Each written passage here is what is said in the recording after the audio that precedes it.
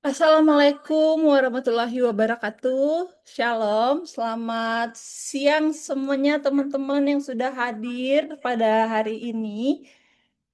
Kita akan mulai untuk sebentar. Oke, kita akan mulai untuk Cake Dinner 20 kita pada hari ini. Tapi sebelum kita mulai, kita mungkin mau sapa-sapa dulu ya sama teman-teman semuanya yang sudah hadir pada hari ini. Mungkin aku mau tahu nih dari teman-teman yang hadir, kebanyakan dari daerah mana nih? Bisa dong di-share di chat teman-teman dari daerah mana? Adakah yang kayak saya dari Bekasi, kebetulannya lagi di Bekasi. Ini ada dari Kak Agustin dari Semarang, ada Kak Walid dari Bandung, ada Kak Aulia dari Depok, Kak Afif dari Sidoarjo, ada juga dari Tangsel, Bali, Magelang. Wah, sangat beragam ya dari Pulau Jawa bahkan sampai Bali nih kita teman-teman. Ada lagi nggak dari yang lainnya? Yuk, boleh banget di kolom chat. Malang mana suaranya nih? Ada yang dari Malang nggak nih teman-teman? Apakah ada yang dari Malang? Kayaknya cuman ada Kak Cita aja ya dari Malang ya. Yang lainnya kayaknya belum ada nih. Ada dari Magelang, Bali, Tangsel, Sidoarjo, Depok. Thank you banget semua teman-teman yang udah hadir hari ini di Cake Binar 20 bersama Pancake. Semoga apa nanti yang kita dapatkan, apa yang kita pelajarin bareng-bareng bisa kita gunakan ya untuk ads kita ke depannya. Oke, kita langsung masuk aja nih ke acara inti kita, teman-teman. Aku izin share screen terlebih dahulu.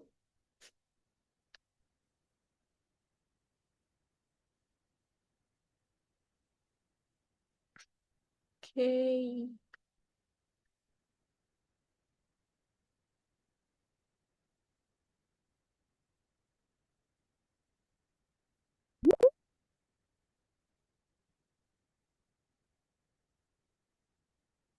sebentar ya, teman-teman.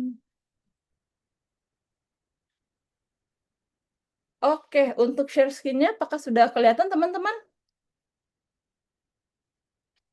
Aman? Boleh Boleh dikasih tanda dong, aman ya? Oke, sip. Kalau sudah aman, sebelum kita mulai, mungkin aku mau perkenalkan dulu. Perkenalkan teman-teman, aku Valen dari tim Pancake Indonesia. Dan terima kasih banyak untuk semua teman-teman yang udah hadir hari ini di acara Cake Binar 20 Pancake, yaitu Growth Engine Series, di mana kita nanti akan banyak discuss gitu ya, terkait dari gimana kita bisa sustain 3 times growth sprint after Ramadan dari traffic sampai dengan closing pakai Meta Ads. Nah, ini nanti kita akan belajar dengan Kak Muhammad Fauzan. Nanti akan aku kenalin juga ya terkait dari Kak Fauzan ini.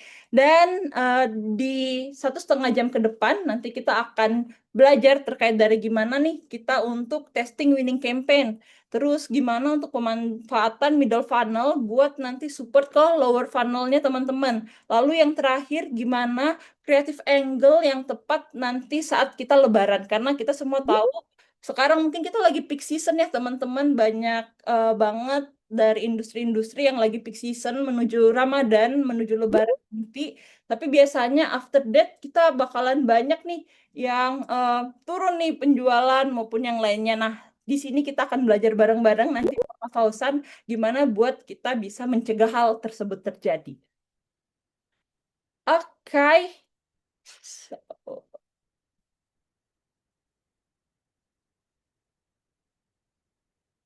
oh, sebentar teman-teman, maaf ada kendala teknis. Oke. Oh,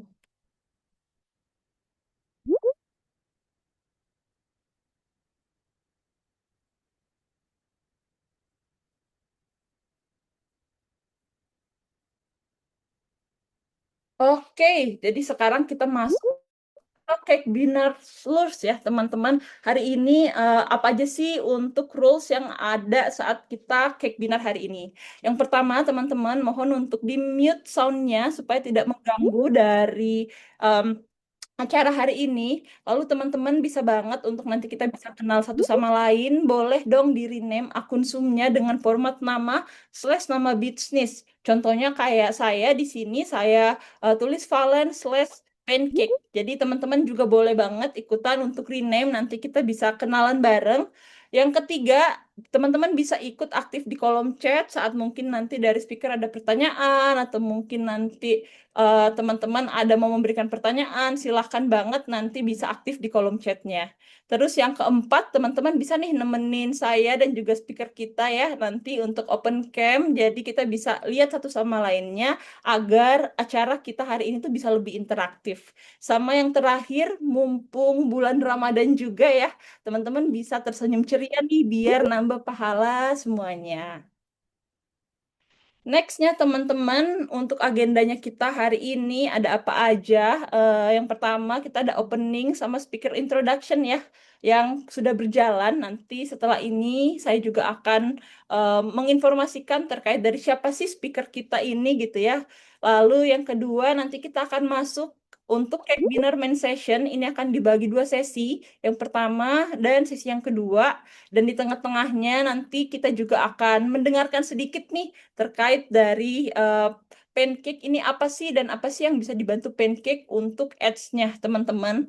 Lalu yang terakhir nanti kita akan masuk ke Q&A session. Nanti terakhir ada closing plus documentation.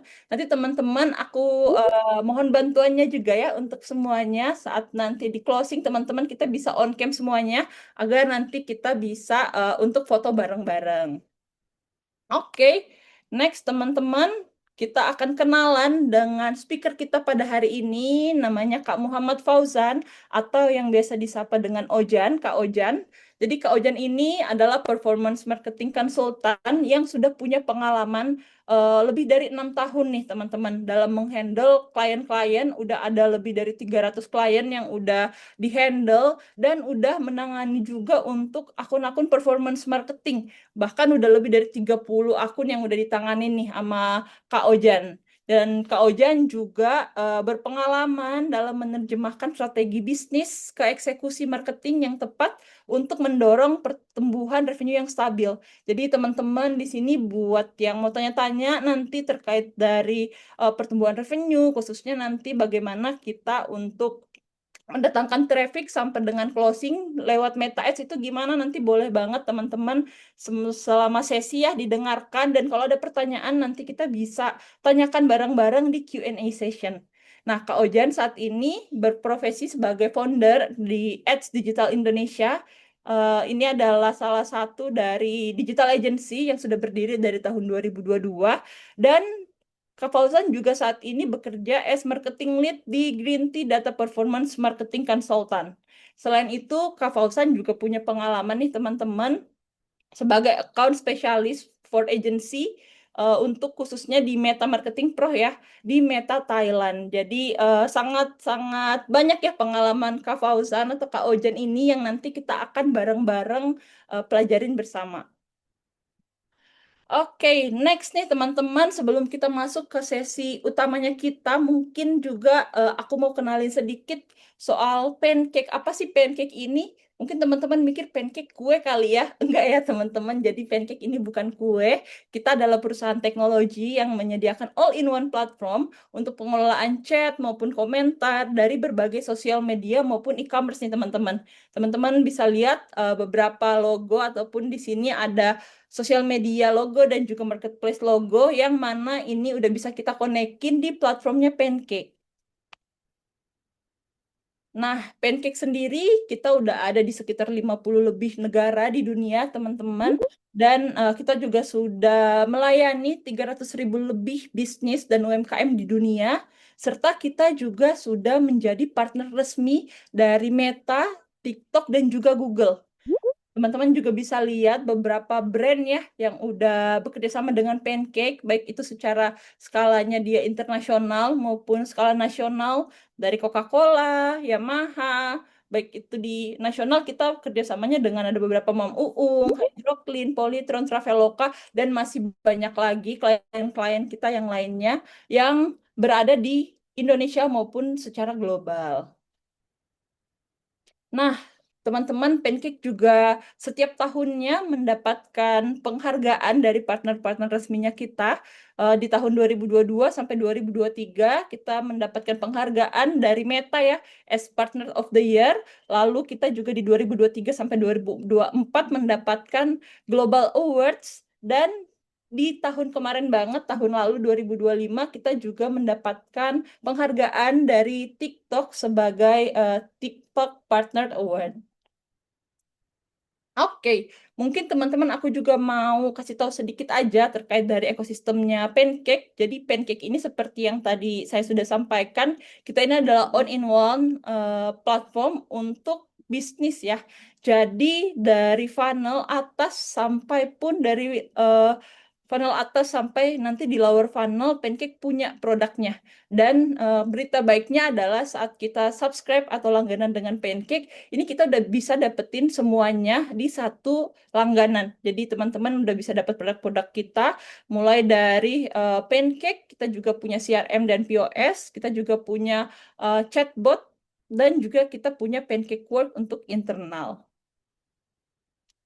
Selanjutnya, teman-teman yang mungkin saya juga mau sampaikan kalau Pancake ini adalah solution provider di mana kita punya omnichannel dan CRM. Teman-teman bisa mengelola semua chat yang masuk ya, baik itu dari WhatsApp, sosial media, marketplace, bahkan dari live, komen, itu sudah bisa juga dibantu di Pancake. Lalu teman-teman, kita juga punya CRM di mana teman-teman bisa mengelola data pelanggan dari berbagai channel yang teman-teman punya. Kita juga punya chatbot, dan ini AI teman-teman, di mana teman-teman bisa atur jawabannya mau seperti apa, lalu bisa atur juga flow-nya dan lain-lain sebagainya. Mungkin yang paling relate juga dengan topik kita hari ini, kita juga punya Ads Optimization di Pancake, yang mana kita menyambungkan Ads Manager untuk Meta dan TikTok. Bahkan di dashboardnya Pancake sendiri, teman-teman, kita juga udah punya untuk teman-teman bisa melihat performance teman-teman tanpa harus membuka Ads Manager di Meta maupun di TikTok. Jadi di satu platform itu teman-teman udah bisa dapetin semuanya. Dan juga mungkin teman-teman untuk yang beriklan di Meta, di Pancake juga kita punya CAPI atau Conversion API pada Meta Ads, yang mana teman-teman saat ada leads yang masuk melalui klik to WhatsApp dan nanti masuk ke Pancake dashboardnya ya, teman-teman bisa kirim sinyal balik ke Meta nih teman-teman, untuk nanti Meta bisa membuat algoritma teman-teman itu sesuai dengan leads-leads yang sudah teman-teman masukkan ke CAPI tersebut.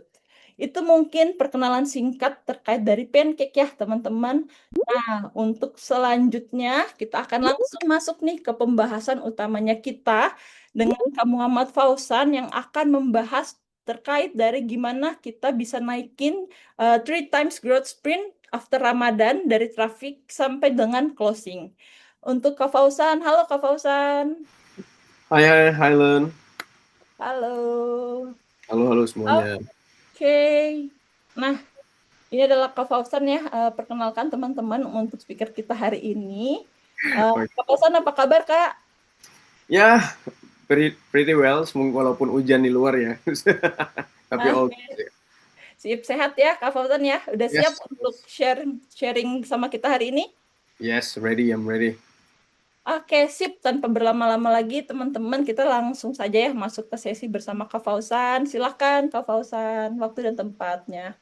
Alright, terima kasih Valen udah ngasih aku chance untuk berbagi kembali ya. Sebelumnya kita pernah bikin juga cake dinner untuk ngebahas gimana sih cara bisnis dan AI itu collaborate together lah, gimana caranya.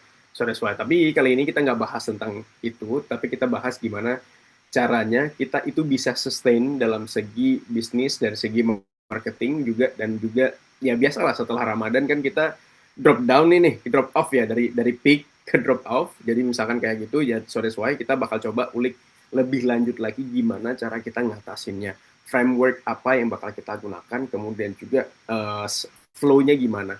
Karena di sini sendiri aku nggak bawa dari segi technical banget teman-teman, aku bawa dari segi consultant. Jadi aku coba untuk bahas gimana framework dan sistem untuk membantu teman-teman dari sisi bisnisnya tetap sustain walaupun setelah Ramadan ataupun Lebaran kayak gitu.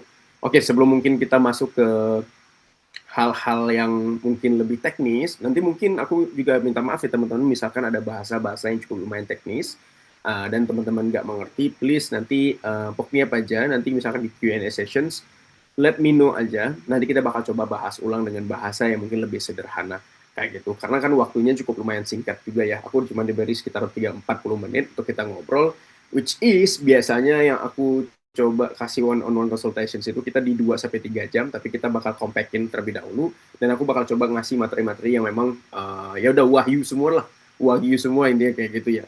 Sebelum kita mulai, alangkah baiknya mungkin sesuai dengan pepatah Indonesia, tak kenal maka tak sayang. Jadi aku kenalan terlebih dahulu ya teman-teman ya. By the way, my screen udah kelihatan ya Len ya? Can you check? Aman, Kak. Alright, kenalin dulu, nama aku Muhammad Fauzan, you can call me Ojan, as my friend call me as well, Ojan. Kemudian aku founder dari AdSub Digital. Kita udah berdiri dari tahun 2022, kita udah bantu 30 brand lebih untuk kita handling, dan juga kita dari segi consultation sendiri, aku udah handling 300 lebih.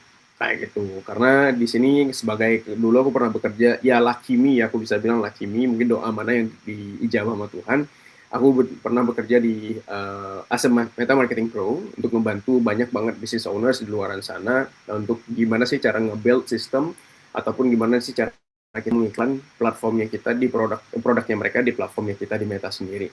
Gimana cara mereka sustain juga dengan budget-budget mereka yang ada, strateginya gimana, itu semua berdasarkan data. Dan hari ini kita juga bakal bahas in a consultant way, dan tapi dengan cara pendekatan data juga teman-teman, karena tipikal aku juga sendiri semuanya berdasarkan dari data kayak gitu. Kenapa aku bisa bilang kayak sustain 3 kali growth sprint after Ramadan? Karena klien-klien yang kita manage itu semuanya tetap kita stabil ya after Ramadan. Karena teman-teman, part of Ramadan, sebelum kita masuk ya ke problemsnya, part of Ramadan itu terbagi 2 hal. Ramadan itu kan semuanya 4 minggu, bulan itu kan semuanya 4 minggu ya teman-teman. 2 minggu pertama itu peak-peaknya dari Ramadan, kayak gitu. Peaknya kenapa semua orang purchase di 2 minggu awal? Karena kenapa nggak di 2 minggu terakhir, kan THR-nya kan di sana semua ya. Orang baru dapat gajian di sana.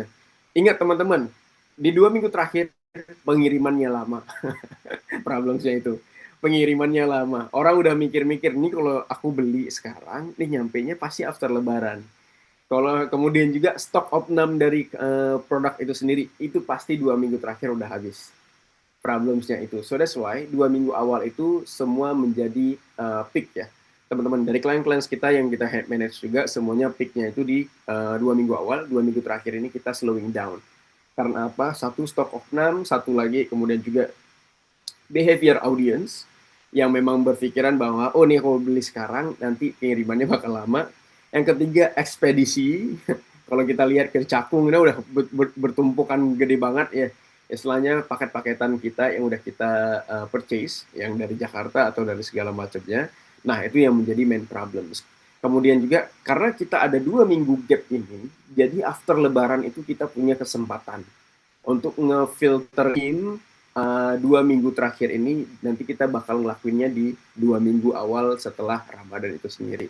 Kenapa 2 minggu awal setelah Ramadan itu menjadi peak moment kita juga? Yang pertama, kita baru dapat THR, misalkan anak-anak nih yang masih dapat THR, kemudian juga otomatis kita THR yang di 2 minggu terakhir Ramadan masih tersimpan, maka kita lakukan pembelian, karena setelah Ramadan biasanya pengiriman mungkin bakal masuk lagi ke tahap kayak pengiriman 2 hari sampai 3 hari. Kalau sekarang bisa seminggu sampai 2 minggu ya, karena memang tadi masalah ekspedisi dan segala macamnya kayak gitu. Nah itu ya logic behind-nya terlebih dahulu yang pengen kita sampaikan.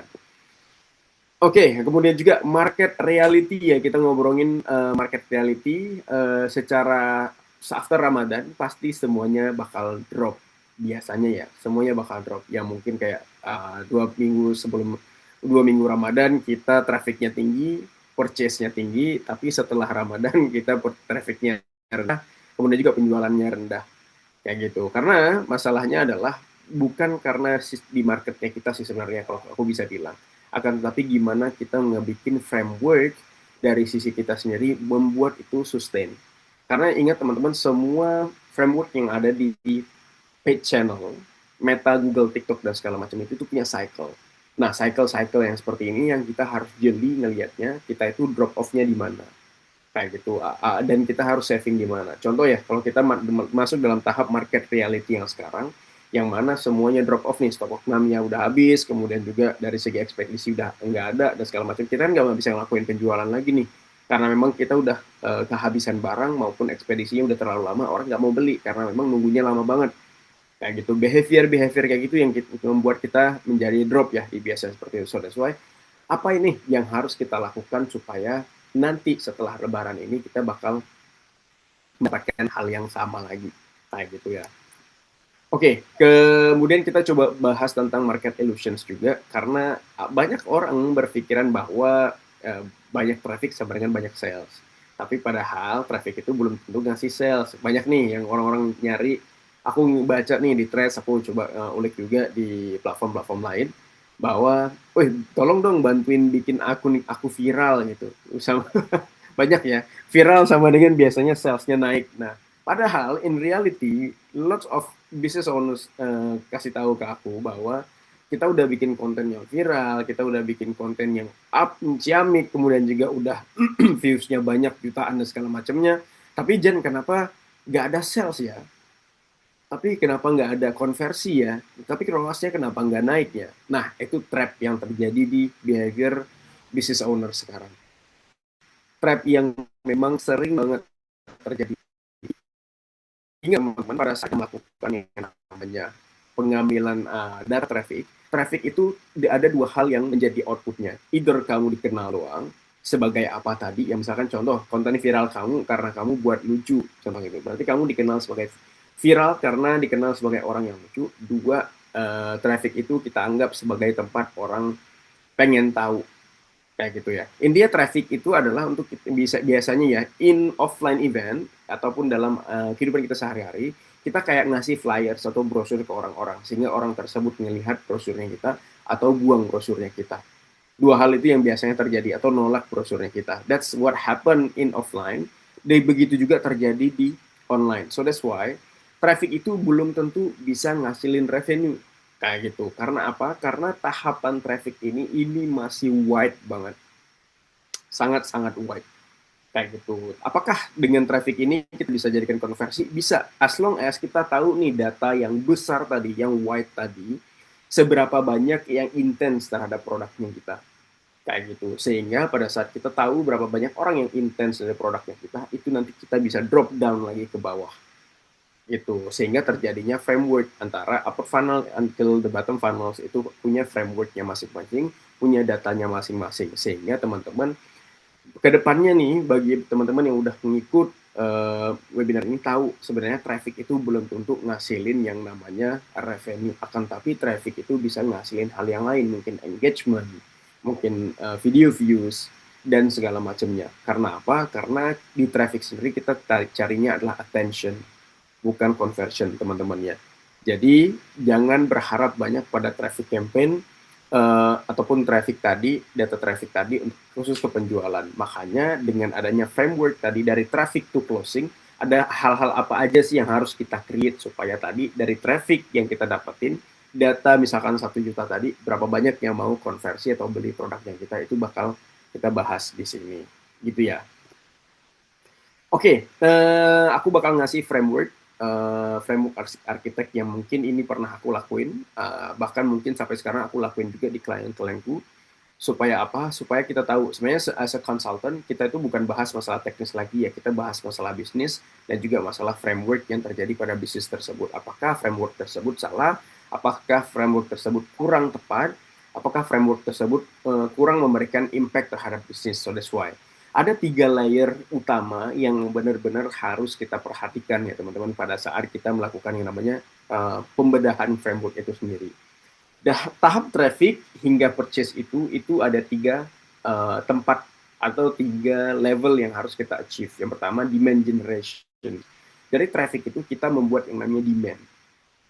Gitu ya, bukan kita membuat demand, kita membuat persepsi. Kita ngelakuin traffic campaign di Meta, kita kejar bola di Meta dengan jalanin traffic campaign, visit profile Instagram, kemudian visit website, link clicks, landing page view, dan segala macamnya. Untuk apa? Untuk kita membuat yang namanya demand.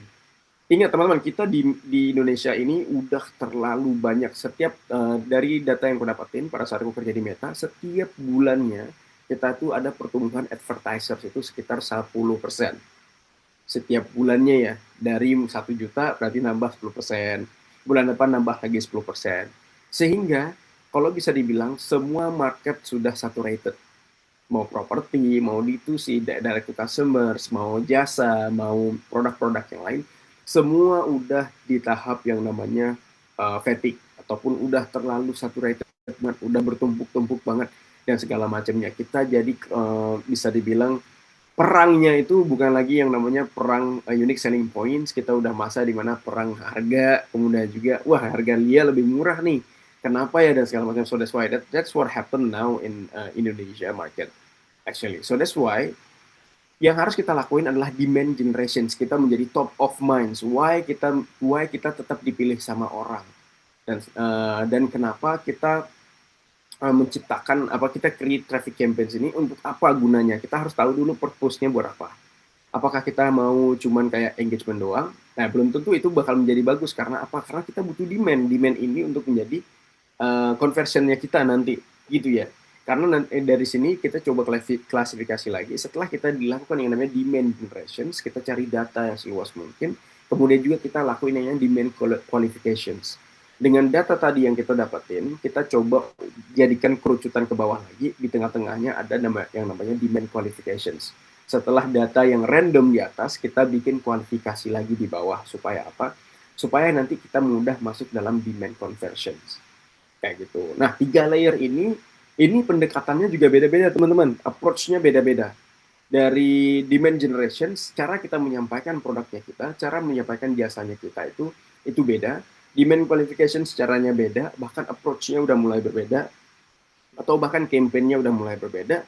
Kemudian juga demand conversions itu udah masuk ke dalam tahap yang mana itu udah beda banget cara approach-nya kayak gitu. Kalau kita ngomongin secara offline, orang datang datang kita kasih orang di mall nih, kita kasih flyer. Flyer kita ditulis di sana, selamat datang di toko ini, kalian berhak mendapatkan berapa puluh persen diskon. Itu kita secara overall kita membuat yang namanya demand generation atau lead magnet kayak gitu ya. Nah, setelah kita dapatin file tersebut, orang terdiam sebentar, kemudian juga kita lakuin yang namanya demand qualifications. Mungkin one of the sales team going to kayak approach si penerima tadi, ngasih tahu informations, kita bangun trust dulu. Oke ya kak, kakak berhadapan dengan ini dan segala macamnya, kakak bisa dapatin free ini dan segala macam. Itu mungkin kayak kita bahasnya tentang free ataupun discount. Tapi kalau kita ngomongin ya kakak bisa dapatin something yang special yang mungkin nggak ada di tempat lain. Jadi mungkin kita play with unique selling point sehingga kita nge-create yang namanya demand qualifications. Apakah orang ini bisa kita jadikan sebagai oh ini qualified leads nih, oh ini tidak qualified leads. Kita mungkin bisa nanya-nanya kakak sedang nyari apa dan segala macamnya, kebutuhannya apa dan lain. Ini kita create yang namanya qualification sehingga pada saat kita udah bangun trust itu tadi, kita udah educate sehingga orang mau masuk ke dalam toko, ngelihat-lihat barang, mungkin bisa beli satu barang yang murah. Once dia rasa kayaknya ada diskon nih karena ada diskon tadi, dia bisa beli barang lagi. Dan itu secara offline event kita create. Begitu juga di online. Begitu juga di online yang harus kita create semua engine-engine ini tadi ataupun framework ini harus punya datanya masing-masing, harus punya approach-nya masing-masing, harus punya yang namanya strateginya masing-masing. Enggak semuanya kita bisa sama ratakan kayak gitu. Nah, makanya kenapa mungkin di luar sana pada saat kita melakukan pengiklanan atau ads atau growth engine banyak yang ngasih tahu, oh saya mau ngiklannya konversi aja nih, apakah bisa langsung sales? Kalau pada saat biasanya bisa ownernya ke aku, ya boleh banget, silahkan kayak gitu. Akan tetapi kalau menurut aku, it's not worth it enough. Kamu bakal banyak burning money, kemudian juga kita nggak banyak dapat data. Karena apa? Karena Meta itu menciptakan banyak yang namanya objektif iklan, supaya apa? Supaya setiap objektif tadi itu punya datanya masing-masing. Kita ngerti datanya masing-masing dari budget yang kita keluarkan, hasilnya sekian kalau kita pakai objektif ini.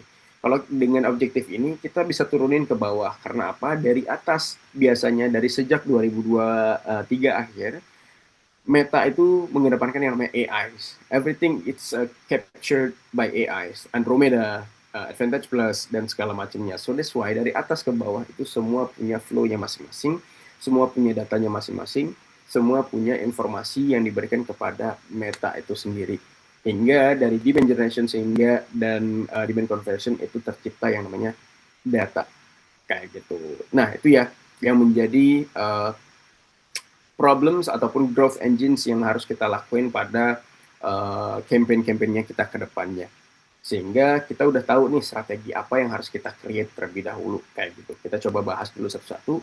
Gimana sih cara kita nge-create yang namanya demand generations? Ingat teman-teman, brand-brand besar itu, kayak aku ngomongin kayak kenapa Shopee, kenapa Aqua, kenapa Le Mineral, kenapa Nike, Adidas dan segala macam. Mereka fokus terhadap yang namanya traffic maupun awareness campaign.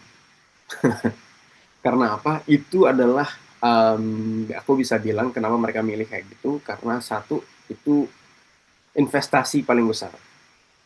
Karena apa? Karena nge-create demand, membuka pasar yang membuat sebuah peluang itu hal yang paling mahal.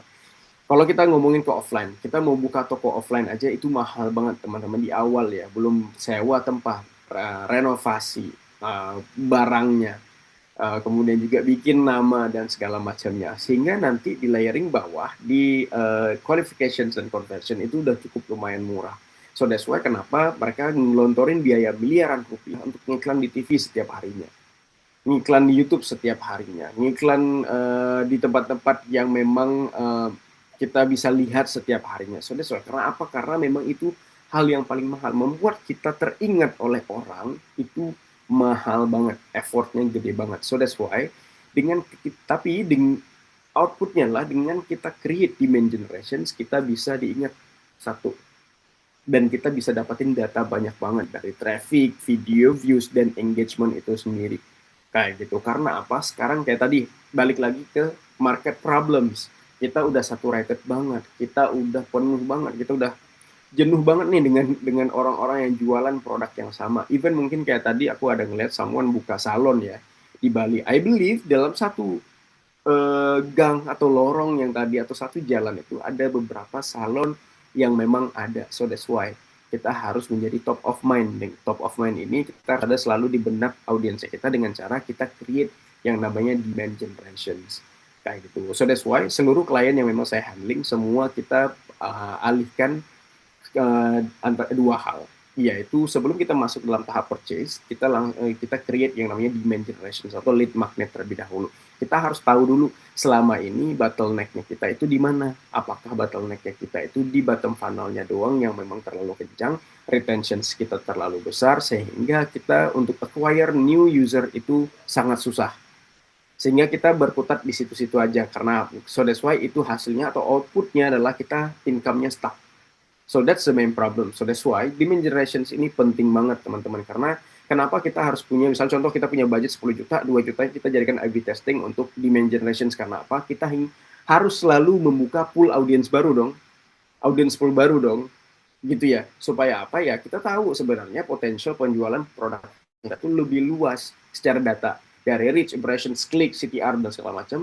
Kita punya yang namanya data. Sebenarnya audience size-nya kita sekian loh. Kemudian juga secara reach kita sekian loh, tapi kenapa sales-nya stuck ya?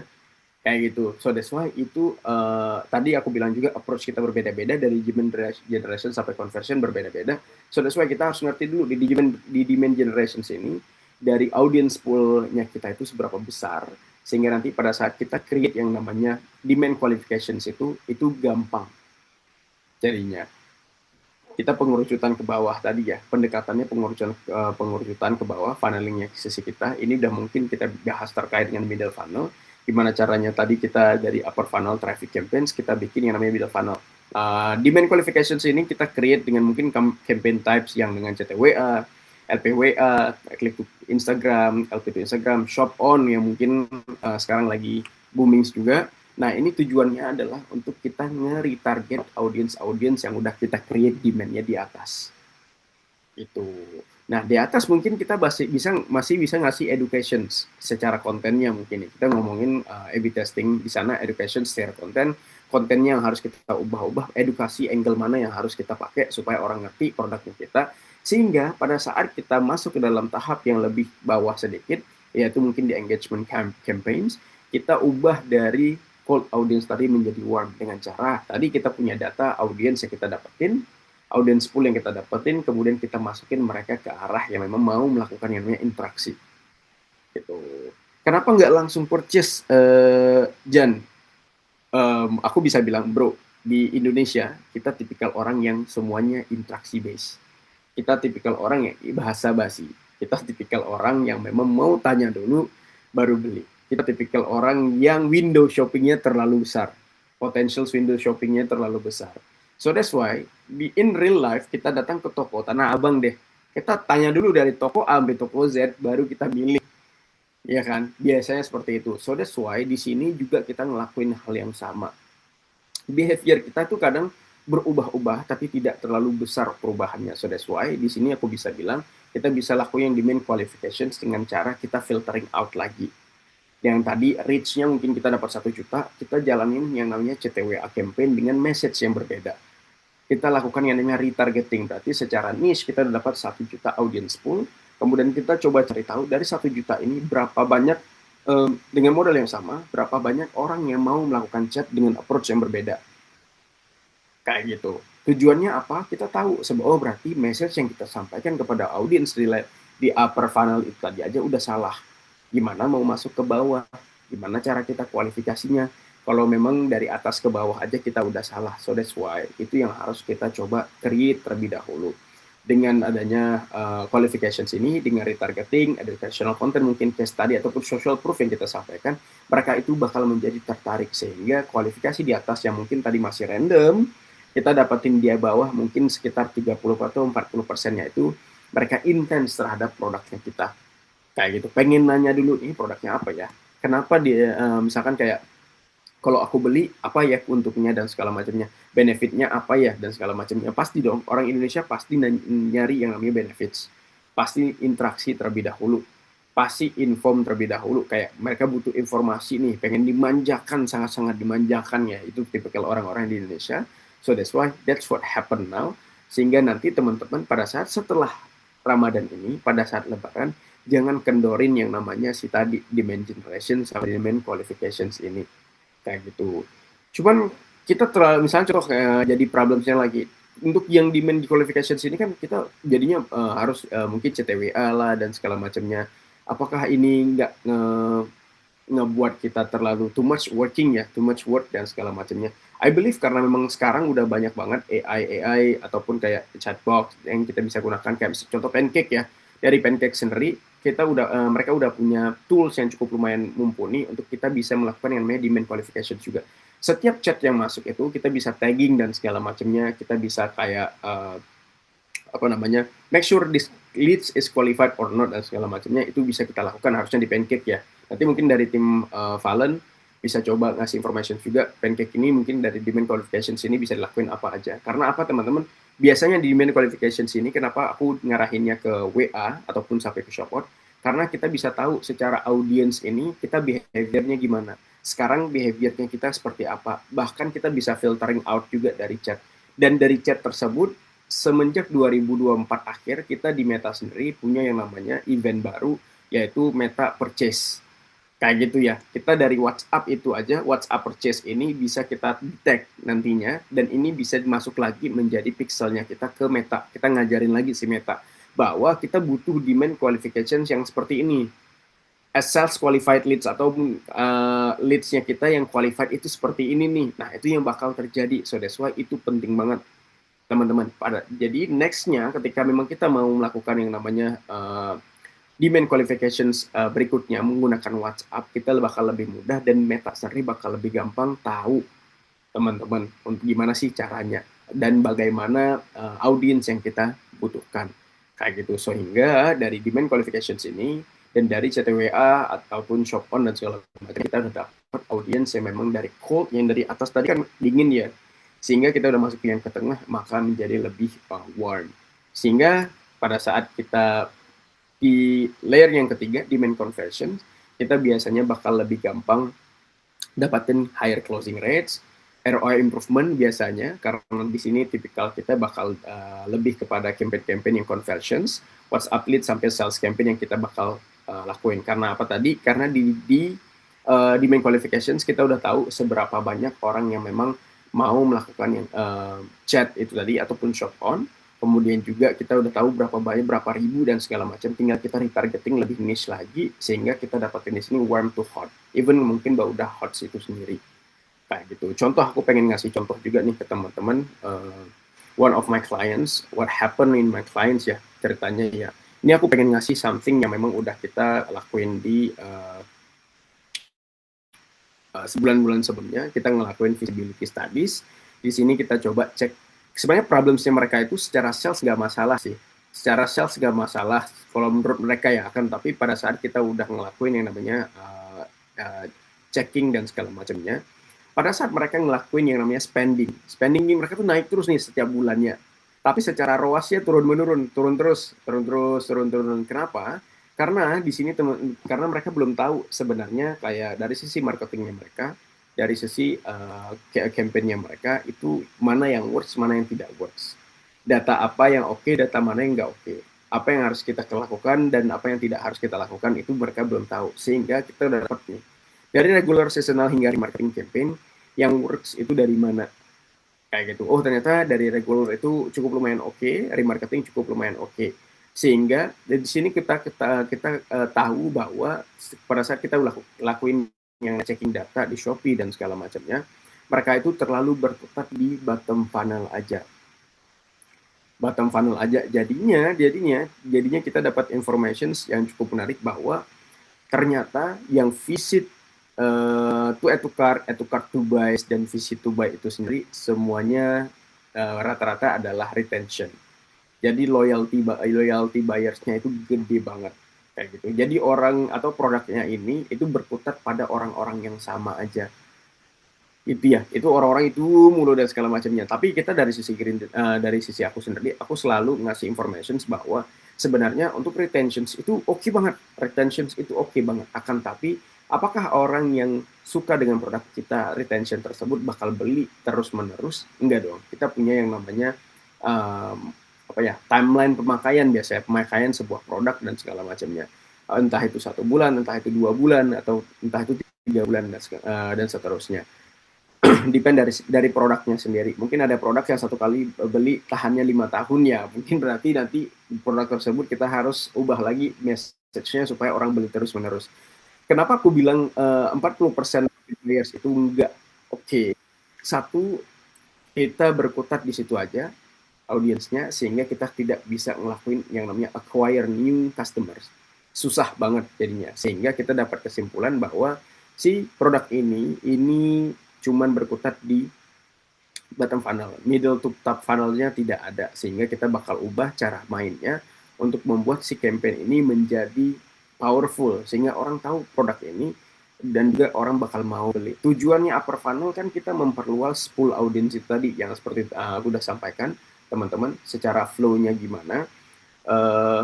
Tujuan upper funnel kita memperbesar yang namanya pool audience, kita memberikan information ke banyak orang, kita memberikan information kita memberikan unique selling points of our product atau jasa itu sendiri ke banyak orang itu sendiri, sehingga orang ingat ke produknya kita, sehingga orang mau beli produknya kita, sehingga orang dapat edukasi dari sisi kita, sehingga pada saat kita turunin ke bawah kita udah tahu mana yang suka, mana yang tidak, mana yang bisa dibilang kayak masuk kualifikasi kita, mana yang tidak, sehingga kita punya banyak data. Yang pertama behavior customer audience yang gimana, behavior audiensnya gimana, kemudian juga secara market size-nya kita sebenarnya gimana, kemudian juga secara kontennya kita gimana. Kita udah punya dapat data itu semua, sehingga pada saat kita masuk ke tahap bottom funnel, kita punya approach yang berbeda, cara remarketing campaign yang kita berbeda, kayak gitu. Nah, mungkin nanti kita bakal coba bahas tentang A/B test juga ya, teman-teman ya. Aku punya one of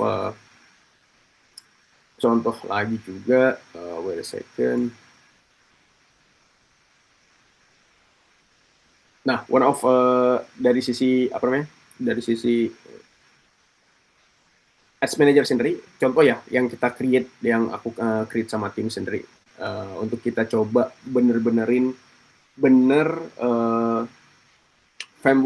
frameworknya itu sendiri, gimana cara ngebuat produknya kita itu bisa masuk. Contoh ini one of my clients namanya Shoten itu klien yang kita manage sudah hampir berapa ya, setahunan lebih.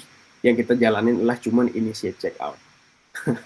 Tapi kita bisa dapetin sekitar 4% atau 5% purchase ke si pasnya.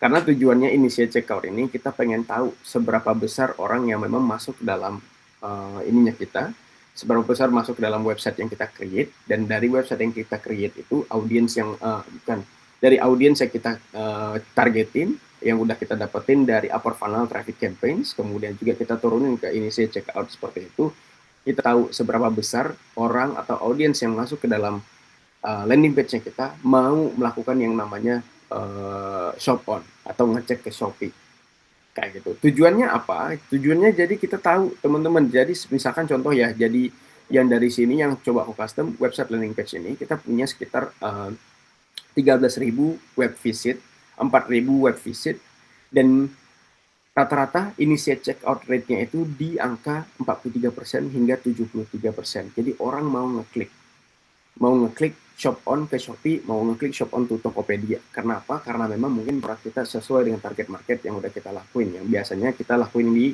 Instagram visit sama awareness. Supaya apa? Supaya kita bisa tahu seberapa besar jumlah audiens yang memang kita punya ataupun calon pembeli yang kita punya. Kayak gitu. Nah, itu yang memang biasa kita lakuin. Sehingga kita di sini dapetin data nih teman-teman. Misalkan, contoh satu data yang mungkin aku bisa kasih ke teman-teman ya. Kita kan selama ini pasti bikin website juga dong. Pasti dong banyak informasi, banyak banget ya, banyak banget informasi yang kita lakukan dong, informasi yang kita sampaikan dong ke audiens. Kalau misal dari landing page view, orang yang masuk ke landing page-nya kita ada 100%, tapi yang mau ngeklik ke tombol WhatsApp mungkin, ke tombol DM mungkin, ke tombol shop on itu tadi, itu di bawah 20%, berarti audiensnya kita itu tidak terlalu intens terhadap produk kita. Even mungkin mereka nggak tahu atau nggak ngerti produk kita, sehingga pada saat mereka ngelihat website kita, mereka drop. Sehingga kita udah tahu datanya adalah yang pertama, audiens nggak ngerti produknya kita, sehingga drop. Bahkan audiens ini cuman kepo doang. Kayak gitu, sehingga pada saat penyetingan di Meta Ads, kita salah nih targetingnya kita yang nggak benar. Sehingga data tadi kita bisa dapatin, kita bisa simpulin ya, apa aja yang harus diperbaiki. Yang pertama, targeting audiensnya yang harus diperbaiki. Whether mungkin dari sisi sini kita udah mulai play with remarketing, mungkin dengan engagement di Instagram, engagement di website yang selama ini ada, ataupun customer list yang kita punya, kita bisa menggunakan lookalike audience juga di bagian sini. Kemudian juga kita cek dari landing page view, to kliknya itu kalau memang di bawah 20%, berarti informasi yang kita sampaikan di landing page itu biasanya tidak sesuai. Kayak gitu. So that's why orang, apa sih, jualan apa sih ini? Sehingga orang drop. Kayak gitu. Sehingga kalau memang kita dapetin above dari 20%, itu bisa dibilang website kita bisa bilang cukup lumayan oke. Whether nanti mungkin ini jadi matriksnya teman-teman, landing page to WhatsApp, kayak tadi dari WhatsApp sendiri, kita bisa masukin ke dari Pancake ya, dan Pancake bisa ngebantu juga untuk apa namanya, ngasilin informations bahwa selama ini secara overall orang-orang yang masuk ke kita itu cukup lumayan oke, akan tetapi masih ada yang kurang oke. Jadi kita bisa klasifikasi lagi nih, yang oke sekian, yang kurang oke sekian. Sehingga teman-teman bisa dapetin informations bahwa oh sebenarnya dari jumlah tadi di traffic campaigns kita dapat 1 juta reach, views, ataupun ratusan ribu yang namanya visit dan segala macamnya, kita bisa dapetin mungkin kayak di bawah lagi ya, di CTWA itu sendiri kita mungkin bisa dapatin 1.000 message orang yang mau tertarik dengan produknya kita pada saat kita retargeting atau remarketing kembali. Kemudian juga setelah 1.000 tadi kita lakuin yang namanya penjualan ya, dalam bentuk mungkin dari WhatsApp itu sendiri, mungkin dari chatbot yang kita udah make sure bahwa mereka tuh bisa ngebantu melakukan penjualan seperti itu. Nah, dari situ kita ketahuan dari 1.000 tadi, kalau memang ada 40% orang yang memang intens terhadap produknya kita dan mau beli produknya kita, itu udah bisa bilang winning. Kayak gitu. Dari 1.000 ada 400 orang yang beli, which is okay banget ya teman-teman. So that's why itu yang bisa dibilang 3 layering ini udah nge-cover closing rate-nya teman-teman. At least 400 orang pembelian selama 1 bulan, which is good.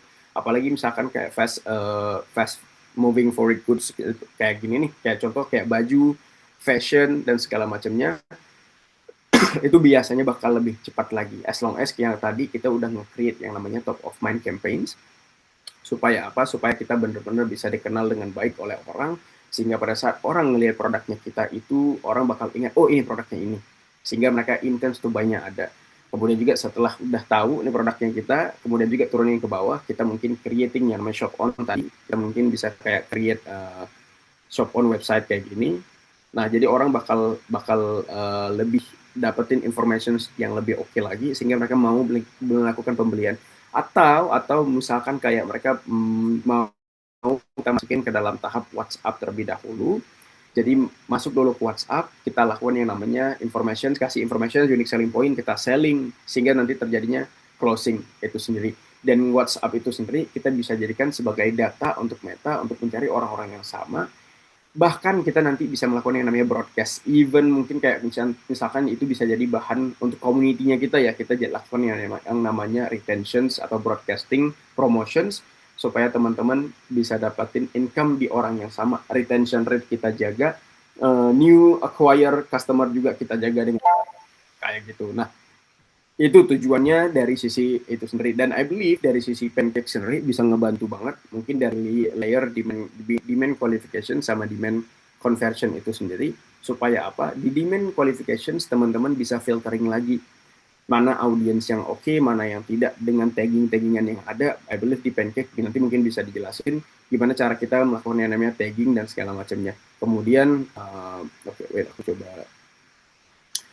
Kemudian dari segi apa namanya, dari segi si campaign yang tadi dari WhatsApp itu tadi, kita bisa layering down dengan approach yang berbeda juga supaya teman-teman punya audience tadi punya information bahwa oh kita udah tahap yang memang closing nih, kita udah tahap yang end, gimana cara kita approach-nya supaya nanti si audience ini tahu information kita, even bahkan dapat layanan lebih. Contoh mungkin kan nggak semua orang bisa dapetin diskon dong, harusnya ya nggak semua orang, karena too much diskon juga orang bakal ingat kita, oh ini ngasih diskon mulu nih ceritanya, jadi kita tinggal tunggu diskon aja. So that's why di Shopee atau Tokopedia orang belinya tuh banyak di payday sale karena diskonnya banyak.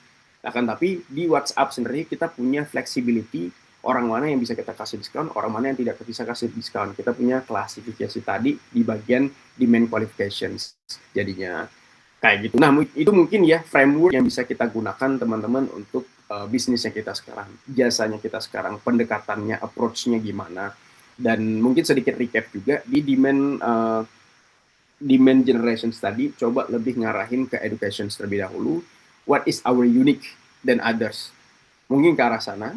Kemudian juga di demand qualifications, kita udah dikasih tahu uniknya, kita kasih social proof-nya kayak gitu, testimonials, social proof, kemudian juga apa yang menjadi keunggulan kita di luar dari social apa namanya yang educations di atas tadi, kemudian juga di bawahnya pada saat di conversions, selain kita punya social proof yang tinggi, kita punya juga yang namanya promotions yang bisa digunakan, sehingga nanti mungkin bisa play with bundlings gitu ya, kita bisa play with bundlings, kita bisa play dengan mungkin trials terlebih dahulu, kemudian juga dapatin discount setelah trial dan segala macamnya, sehingga kualifikasi tadi kita bisa dapatin hingga orang-orang yang kita dapatin atau audiens yang di atas hingga bawah itu membuat bisnis kita growth dengan baik sih kayak gitu. Itu sih dari aku ya untuk sementara ya teman-teman ya. Jadi aku pengen, nah, udah ada 3 hal ini yang bisa disampaikan. Kemudian nanti kita bakal bahas lagi tentang gimana sih cara kita lakukan A/B testing. Sebelum dari itu mungkin aku ngasih ke Pancake terlebih dahulu. Mungkin dari sisi Pancake pengen ngasih tahu ke kita gimana sih baiknya qualifications dari WhatsApp itu gimana. Karena most likely di Indonesia kita gunakan WhatsApp ya. Untuk yang interaksi, even bahkan closing juga kita menggunakan WhatsApp. Dari mereka sendiri bisa ngelakuin apa dan juga ngebantu banget dari sisi kita sebagai advertiser, sebagai business owner, apa juga kayak gitu. Ya, back to you again Len ya sementara ya. Oke, thank you so much, Cak. Teman-teman semuanya, terkait dari pembahasan kita hari ini masih setengah ya teman-teman. Jadi tadi dari Kak Ojan ini udah jelasin terkait dari Meta Ads Growth Engine, dari demand generation, qualification, dan conversion. Semoga teman-teman semuanya udah catat terkait dari materi yang tadi, dan nanti kita akan lanjut lagi ke A/B testing. Tapi sebelum itu, mungkin di sini aku akan undang juga teman aku dari Pancake. Di sini ada Kak Cita sebagai konsultannya kita. Halo Kak Cita. Hai, hai teman-teman, hai Kak Valen, suaraku masuk ya? Aman, halo Kak Cita, welcome ya. Jadi teman-teman, sebelum kita lanjut di sini dari Kak Cita juga akan menyampaikan sedikit nih terkait dari tadi kan Kak Ojen udah ngejelasin ya demand generation, qualification sampai conversion. Apa sih yang bisa Pancake bantu juga dari sisi mengelola datanya. Silahkan untuk waktu dan tempatnya ke Kak Cita. Monggo Kak. Oke, oke. Mungkin sebelum aku mulai, mungkin aku izin perkenalkan diri dulu ya teman-teman ya. Jadi aku biasa dipanggil Cita dari tim Pancake Indonesia. Bisa sebut aku sebagai konsultan mungkin atau mungkin tim bisnis konsultan dari Pancake ya. Jadi biasanya untuk teman-teman yang tertarik untuk pakai Pancake itu biasanya demonya sama aku nih teman-teman. Nah sekarang ini aku mau izin jelasin mungkin agak sedikit relate dengan yang Kak Fauzan bahas tadi ya. Ini layar aku apakah udah terlihat? Kak Valen mungkin bisa confirm? Aman, Kak, udah kelihatan. Oke. Semoga di waktu yang terbatas ini nanti aku bisa menjelaskan ya sedikit gambaran dari sistem kita. Jadi overall Pancake ini merupakan sistem pengolah chat. Kalau Kak Valen tadi bilang kita perusahaan di bidang teknologi, tapi kita ini ekosistemnya besar ya teman-teman ya. Jadi ada banyak fitur yang mungkin nanti bisa saling diintegrasikan. Nah, mungkin aku mulai dari sini dulu singkatnya. Biasanya background customer kita atau user kita itu kebanyakan pasti mengalami 6 masalah ini ya, yang pasti aku temuin nih ketika ngobrol sama business owner. Yang pertama itu kewalahan balas chat, itu udah pasti. Yang kedua itu masih pakai sistem manual atau belum ada automation apapun. Terus juga berhubungan dengan trust issue customer, ini maksudnya adalah kalau misalkan WhatsApp kita atau mungkin platform chat kita itu nggak resmi, itu kadang customer jadi agak worried gitu ya untuk mau purchase gitu ke produk kita. Terus juga belum ada automation bot, terus juga nggak bisa ngontrol kinerja admin. Jadi kalau misalkan teman-teman punya admin atau CS itu kita nggak tahu nih mereka kerjanya udah bener atau belum, berapa lama nih mereka balesnya itu bisa kita kontrol ya dari si Pancake ini. Terus juga yang terakhir itu terkait dengan database leads. Jadi kalau misalkan teman-teman ngiklan seperti yang Kak Fauzan bahas tadi, pastikan banyak leads yang masuk nih. Nah, leadsnya itu biasanya masih belum di ini rapiin, masih nggak di rekap, terus juga masih mungkin nggak disimpan collect data per leads-nya, itu bisa pakai sistem kita nih nantinya, teman-teman. Oke, nah di sini untuk layanan utamanya di kita itu apa aja sih yang sebetulnya banyak banget pakai gitu ya, mostly use saat ini di user kita itu yang pertama nomor satu top tiernya adalah WhatsApp API. Mungkin kalau misalkan teman-teman pernah sebelumnya pakai service dari vendor sejenis seperti Pancake, ada WhatsApp API ya untuk official business WhatsApp-nya. Terus ada Omni channel-nya sendiri untuk kita chattingan nantinya, berbagai platform bisa di sini. Terus yang kuning ini kita ada pancake CRM dan pancake post namanya. Nah, ini mungkin gambarannya sedikit di sini ya teman-teman ya. Kalau misalkan teman-teman pengen tahu detailnya. Dan disclaimer aja buat teman-teman juga di sini kita ini all in one tools. Jadi sudah paling affordable dibandingkan dengan vendor lain. Karena nanti kalau misalkan teman-teman jadi subscribe atau pakai sistem kita itu bisa pakai fitur semuanya secara free, include dalam package langganan kita. Nah, kalau secara basic Pancake lebih ke tempat kita chattingan ya, tempat kita balesin chat dari customer, terus juga kita bisa tracking leads mana, masuk dari ads yang mana, itu bisa kita track dari si Pancake ini. Bisa untuk bikin chat rotator, labeling, kayak yang Kak Fauzan info tadi ya, bisa kita tandain setiap leads-nya. Nah, kalau untuk yang CRM dan POS ini, dia lebih ke pengelolaan data. Jadi untuk leads, kalau misalkan CRM ini, misalkan teman-teman mau saving data, kayak misalkan namanya siapa, terus juga mungkin kalau yang bidang di jasa di sini kayak tanggal appointment atau mungkin emailnya apa, itu bisa kita custom ya teman-teman ya di CRM kita. Terus ada POS juga. Kalau yang POS ini dia seperti software accounting, mirip-mirip ya. Dia end-to-end proses dari kita input orderan, kita bisa manajemen stok sampai ke pengiriman invoicing. Itu udah ada di Pancake Post ini. Nah, yang ketiga kita ada bot cake. Kalau bot cake ini seperti namanya ya teman-teman ya, untuk kita bikin bot. Nanti bisa untuk bikin AI juga. Jadi disclaimer AI di Pancake ini ada dua jenis. Jadi ada AI manual, sorry AI biasa sama chatbot manual. Nah kalau chatbot manual kita setting jawabannya. Tapi kalau misalkan AI nanti teman-teman tinggal input promptnya aja di bagian bot cake ini. Yang terakhir kita ada webcake. Kalau untuk webcake ini dia bonus fitur dari kita. Jadi misalnya teman-teman pengen bikin link appointment atau mungkin bikin kayak link yang ada gambar-gambar katalognya itu bisa dari si webcake ini. Dan ini nanti udah all in one ya teman-teman ya. Kalau untuk detailnya, teknisnya nanti bisa kita jelaskan kalau misalkan teman-teman tertarik ya untuk kita bantu demo. Nah, ini kurang lebih platform apa aja sih yang bisa connect ke Pancake? Di sini ada WhatsApp API tentu, WhatsApp personal atau bisnis, ada sosial media dan juga marketplace, bisa juga untuk plug-in chat dari website teman-teman ya, kalau misalkan teman-teman mau connect webnya untuk bisnisnya. Nah, ini mungkin aku lanjut sedikit ke yang relate dengan pembahasan Kak Fauzan tadi terkait dengan ads. Jadi, good news-nya di Pancake ini kita sudah bisa untuk ada report ads namanya. Nggak hanya report aja, tapi juga bisa kita filtering nih pakai ads ID. Nah, di sini contoh kayak misalkan pakai CTWA ya, kita bisa tahu kayak misalkan dari ID yang ini, nanti bisa kita lihat nih berapa sih conversion rate-nya, kita bisa tahu performance iklannya.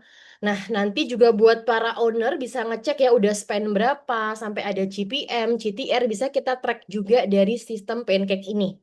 Nah, ini akan mempermudah teman-teman kalau misalkan nge-ads, apalagi kalau misalkan ads-nya di Meta sama TikTok nanti bisa langsung ya diintegrasikan ke sistem kita. Nah, sebelum aku masuk ke gambaran sistemnya, mungkin yang di sini aku mau bahas tentang setup conversion API atau CAPI. Tadi kayaknya Kak Valen udah sempat mention ya di opening ya teman-teman ya. Jadi ada semacam kolom conversion API namanya. Jadi kita bisa ngasih trigger ke Meta kalau misalkan CTWA ini tuh dapat leads yang emang bener-bener qualified nih. Gampangnya nih misalkan kita bisnis di bidang salon gitu ya, terus ada yang closing sama kita dari CTWA kita kan pasti in the next ads-nya kan teman-teman pasti mau dapat leads yang kayak dia lagi nih. Ini bagus banget nih qualified. Nah, itu bisa pakai si fitur ini. Nanti gampang banget dia bisa kita lakukan dengan cara mengkombinkan halaman Facebook atau Meta Ads teman-teman dengan CRM kita. Tinggal kita konekin aja dari WhatsApp API, kita combine-kan di CRM jadi satu dengan Facebook. Seperti yang di gambar ini ya, tinggal kita combine-kan halaman Facebook dan Pancake, nanti dia langsung bisa nge-track untuk CTWA yang kita aktifkan di Meta Ads kita. Nanti dia bakal ada step seperti ini, tinggal kita nyalain aja potensial capinya, dan kita tinggal creating kolom aja di CRM. Jadi kalau untuk CRM kita ini kita sifatnya full custom ya, teman-teman ya. Oke, mungkin dikit aja sih kalau secara penjelasan ya. Mungkin langsung ke contoh sistemnya aja. Oke, aku buka salah satu. Oke, ini aman ya layarnya ya, kelihatan ya. Nah, jadi di sini gimana sih bentuk ads kalau masuk ke Pancake? Nah, ini aku ambil dua contoh. Jadi ada dari TikTok dan dari CTWA. Kalau yang ini itu TikTok ya teman-teman ya. Jadi nanti dia bentuknya seperti ini, ada ID TikToknya. Jadi kita bisa tahu, oh ini si Sarah ini tuh datang dari ID TikTok yang ini. Itu kalau untuk yang TikTok. Nah, kalau misalkan yang CTWA itu dia bakal lebih detail lagi ya teman-teman ya. Kalau misalkan CTWA dia seperti ini, kita bisa tahu, oh ini datang dari ads yang ini, atau bahkan langsung di bawah kanan, nanti teman-teman bisa ada ID ads-nya. Jadi tahu ya, oh tahu tempe nih keluar dari sini ya, apa foto yang ini ya, CTW yang ini ya. Dan nanti ads ID ini teman-teman nggak perlu ngapa-ngapain, udah langsung bisa ke save ke CRM. Ini gambarannya di sebelah kanan ya, ada kotak warna kuning. Jadi ini namanya CRM kita. Nah, kalau kita lihat di sini, kita cek datanya, nanti akan ada yang namanya Ads ID, teman-teman, di sini ya. Nah, jadi kita udah tahu bahwa ini perform dari Ads ID yang ini. Itu kalau untuk secara satuannya nih, teman-teman, tampilannya. Nah, kalau misalkan teman-teman mau ngecek ininya, filtering iklannya bisa juga nih, teman-teman, dari menu yang ini. Nah, ini ya. Jadi kita bisa ads menurut ID di sini. Nah, kebetulan untuk jenis iklan yang bisa connect ke Pancake itu apa aja sih, Mbak? Kalau yang bisa connect itu kita ada beberapa sih sebetulnya ya. Ada TikTok, ada Facebook itu tentu sama Google. Cuman kalau untuk yang Google Ads ini memang kita masih dalam proses beta ya, teman-teman ya. Jadi masih on the way, kita masih akan segera official. Tapi kalau untuk yang Facebook dan TikTok kita sudah official kerjasama nih. Cuma kalau untuk yang TikTok Ads ini memang kalau nggak salah dia sekarang udah ada program Ads baru namanya CTWA juga sama seperti di Facebook ini. Nah, itu kurang lebih untuk gambarannya kalau misalkan teman-teman ngiklan terus mau pakai sistem kita gitu ya. Nah, yang lain mungkin terakhir aku bantu tunjukin bentuknya aja. Oke, nah di sini ini namanya dashboard ya teman-teman ya. Jadi Pancake ini kita konekkan ke berbagai macam platform. Kalau yang aku buka di sini namanya Beranda. Di punya aku ada 6 platform. Jadi aku connect ke Instagram, Shopee, TikTok, 2 WhatsApp API, dan 1 Tokopedia. Fitur paling basicnya kita ada fitur mode multiple juga ya. Jadi kalau misalkan teman-teman Mbak, aku ada di Instagram sama di WA nih, sama-sama trafficnya tinggi, chat dari leads-nya. Tapi kita bener-bener pengen cepet gitu ya, nggak perlu masuk ke IG dulu itu bisa banget pakai fitur mode multiple namanya. Jadi bisa langsung masuk, nanti chat yang muncul ini sudah jadi satu teman-teman. Dari Shopee sendiri, dari WA sendiri. Jadi nggak perlu nanti admin kita masuk dulu nih ke IG, masuk dulu nih ke Facebook, tinggal bales dari sini aja. Untuk fitur lainnya kita ada labeling di sini ya. Kalau kelihatan ya ada zoom, cake binar, ada misalkan uncontactable atau apa. Ini nanti full custom. Jadi bebas mau bikin. Mungkin kalau pernah pakai fitur ini di WhatsApp Business kayaknya udah ada ya teman-teman ya. Cuma bedanya adalah kalau di kita itu nanti fitur ini sifatnya unlimited. Jadi teman-teman bisa bikin label itu banyak ya. Nah, kayak di sini kan ini banyak banget nih labelnya. Tinggal dimasukin aja kayak gitu. Oke, nah itu sedikit gambaran dari tim kita, dari Pancake. Nanti kalau misalkan mau tahu lebih detail lagi, tertarik, mau tahu, bisa langsung info ke kita ya, biar kita bantu untuk demokan teman-teman nih. Bisa demo private juga ya, per business owner ya. Oke, mungkin aku balikin ke Kak Valen. Thank you, teman-teman. Oke, thank you banget Kak Cita untuk pemaparannya terkait dari Pancake ya. Jadi mungkin itu sedikit gambaran nih teman-teman terkait bagaimana Pancake bisa bantu bisnisnya teman-teman. Nah, karena sudah ya penjelasan dari Pancake, mungkin kita akan langsung lanjut lagi nih ke pembahasan kita selanjutnya dari Kak Fausan. Silakan Oke, Kak Fausan. ngomongin sesi kedua ya teman-teman ya. Setelah dari Pancake sendiri, apa sih mungkin kita bahas bakal lebih ke arah teknis nih, agak teknis. Apa sih A/B test yang harus kita lakuin ya? Apa yang harus kita tes-tes apa yang harus kita jalani supaya kita bisa dapatin campaigns atau yang bisa dibilang kita dapatin winning campaigns, winning content, winning hook, winning audience dan segala macamnya. Karena apa tadi layering tadi itu output utamanya adalah si winning semuanya itu tadi. Winning campaigns intinya kayak gitu. Supaya apa? Supaya next kita ngelakuinnya campaign itu sendiri udah gampang, udah tahu caranya. Once ketika memang ada pola perubahan dari audiens itu sendiri, kita udah ngerti cara mitigasinya gimana. Kayak gitu. Nah, wait, aku coba share screen lagi.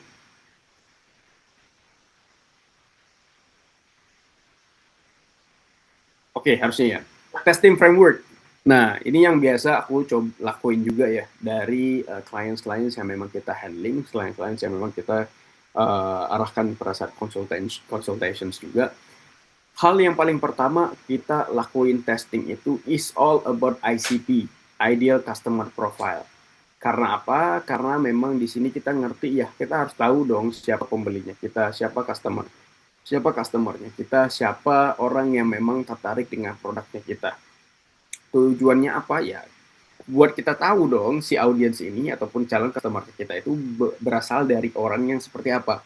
Sehingga nextnya teman-teman udah tahu kita mau bikin campaign yang gimana, cara deketin campaignnya gimana ke orang tersebut melalui tadi dari segi mungkin kreatifnya, kemudian juga dari segi offer yang memang kita sampaikan, dari segi hook yang kita lakukan kepada audiens itu sendiri. Ingat di Meta itu kita cuman biasanya secara average campaignnya kita atau ads-nya kita itu cuma bertahan 3 detik aja.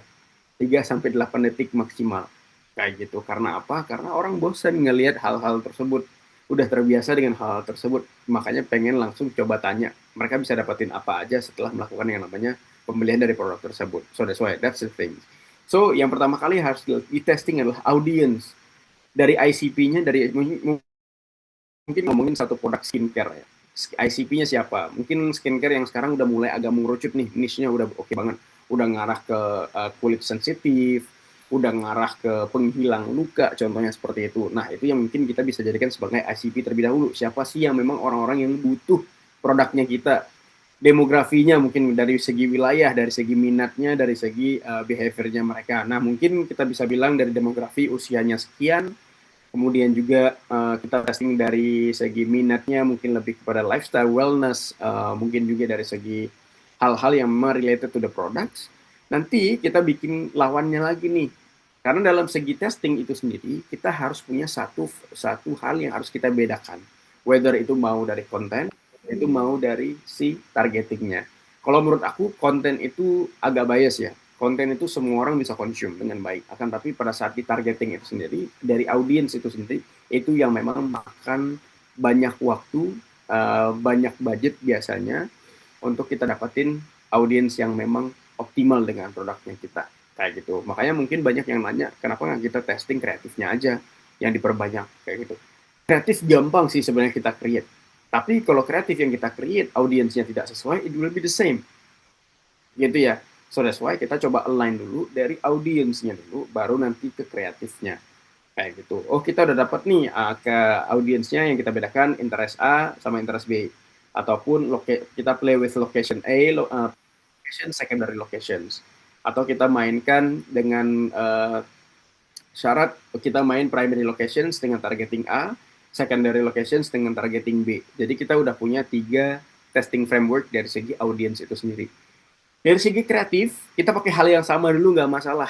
Karena apa? Karena kita udah punya 3 hal yang berbeda di bagian audience. Nanti once ketika audience itu ketahuan winningnya di mana, customer journey yang cocoknya di mana, nah baru kita pakai, oh audience ini winningnya kita di sini, di yang nomor B, misalnya kayak gitu. Kreatifnya menangnya di yang kreatif yang ketiga, misalnya seperti itu. Nanti baru, itu kan udah dapat ya, misalkan di traffic campaign, saya udah dapat, kita masukin ke CTWA campaign, kita kasih offer dari targeting yang tadi, kemudian juga kita bikin yang namanya campaign offering dengan hook-hook yang berbeda anglesnya. Nah, itu mungkin testing output dari testing yang kita lakukan. Mungkin mengacu kepada pertanyaan tadi yang nanya, misalkan kita dari sisi jasa ya, aku coba sedikit nanya juga ya. Aku sih coba sedikit jawab juga. Wait. Nah, mau tanya, bidang konsultasi apakah harus ke WhatsApp untuk pertama kali beriklan atau ke landing page sendiri yang isi form? Nah, pertanyaannya adalah, aku bakal balik nanya nih, secara customer journey, secara overall, lebih enakan mana? Aku harus tanya dulu ya, ICP gimana sih ICP-nya? Kalau ICP-nya misalkan contoh ibu-ibu wanita dan segala macam, kita lebih suka ngerocos ya, lebih ke arah sana. Jadi better untuk lakukan yang namanya interaksi langsung ke CTWA. Kalau memang dari sisi kita masih abu-abu banget mana yang lebih working dari sisi campaign-nya kita atau bisnisnya kita pengen cari apa juga, quantity apa kualitas. Kalau pengen cari kualitas, coba dua-duanya. Mana yang lebih berkualiti, apakah CTWA langsung atau LPWA?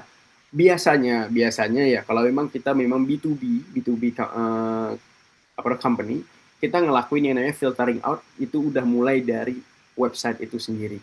Jadi nggak hanya dari CTWA, kita udah filter yang dari website, sehingga dari website tersebut orang bakal ngeklik something di websitenya kita, itu udah termasuk filter pertama. Tapi kalau CTWA langsung, itu bukan, itu biasanya kita bakal dapetin audiens-audiens yang cukup lumayan random, kecuali kita main yang namanya remarketing.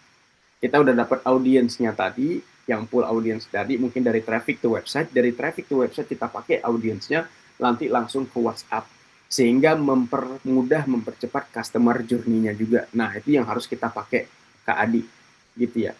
Nah, sehingga dari tadi kita udah dapat dari testing framework-nya sendiri, ini kita udah bisa structurize mana aja dulu yang harus kita lakuin, mana data yang harus kita dapatin. Contoh misalkan kayak matrix apa sih yang harus kita butuhkan supaya kita nanti testingnya lebih gampang lagi.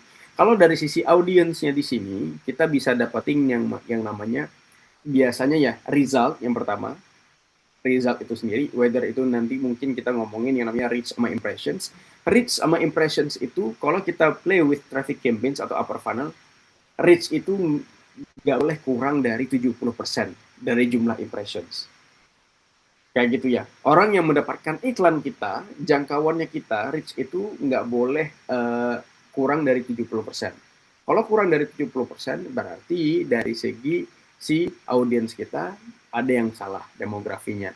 kita bisa dapetin secara skala impression kita bisa luas, tapi yang dapetin iklannya cuma sedikit kayak gitu. Nah itu yang menjadi problem, sehingga kita harus cek lagi nih apakah audiens kita udah tepat atau belum. Kemudian dari segi kreatifnya kita, mungkin nanti matriks yang bisa kita gunakan adalah CTR dan klik. Nah, dua itu. Mana yang banyak biasanya kalau memang CTR kita above 2%, it's good enough. Karena apa? Kita udah dapat 2% dari jumlah total impressions. Itu gede banget biasanya. 2% udah gede banget.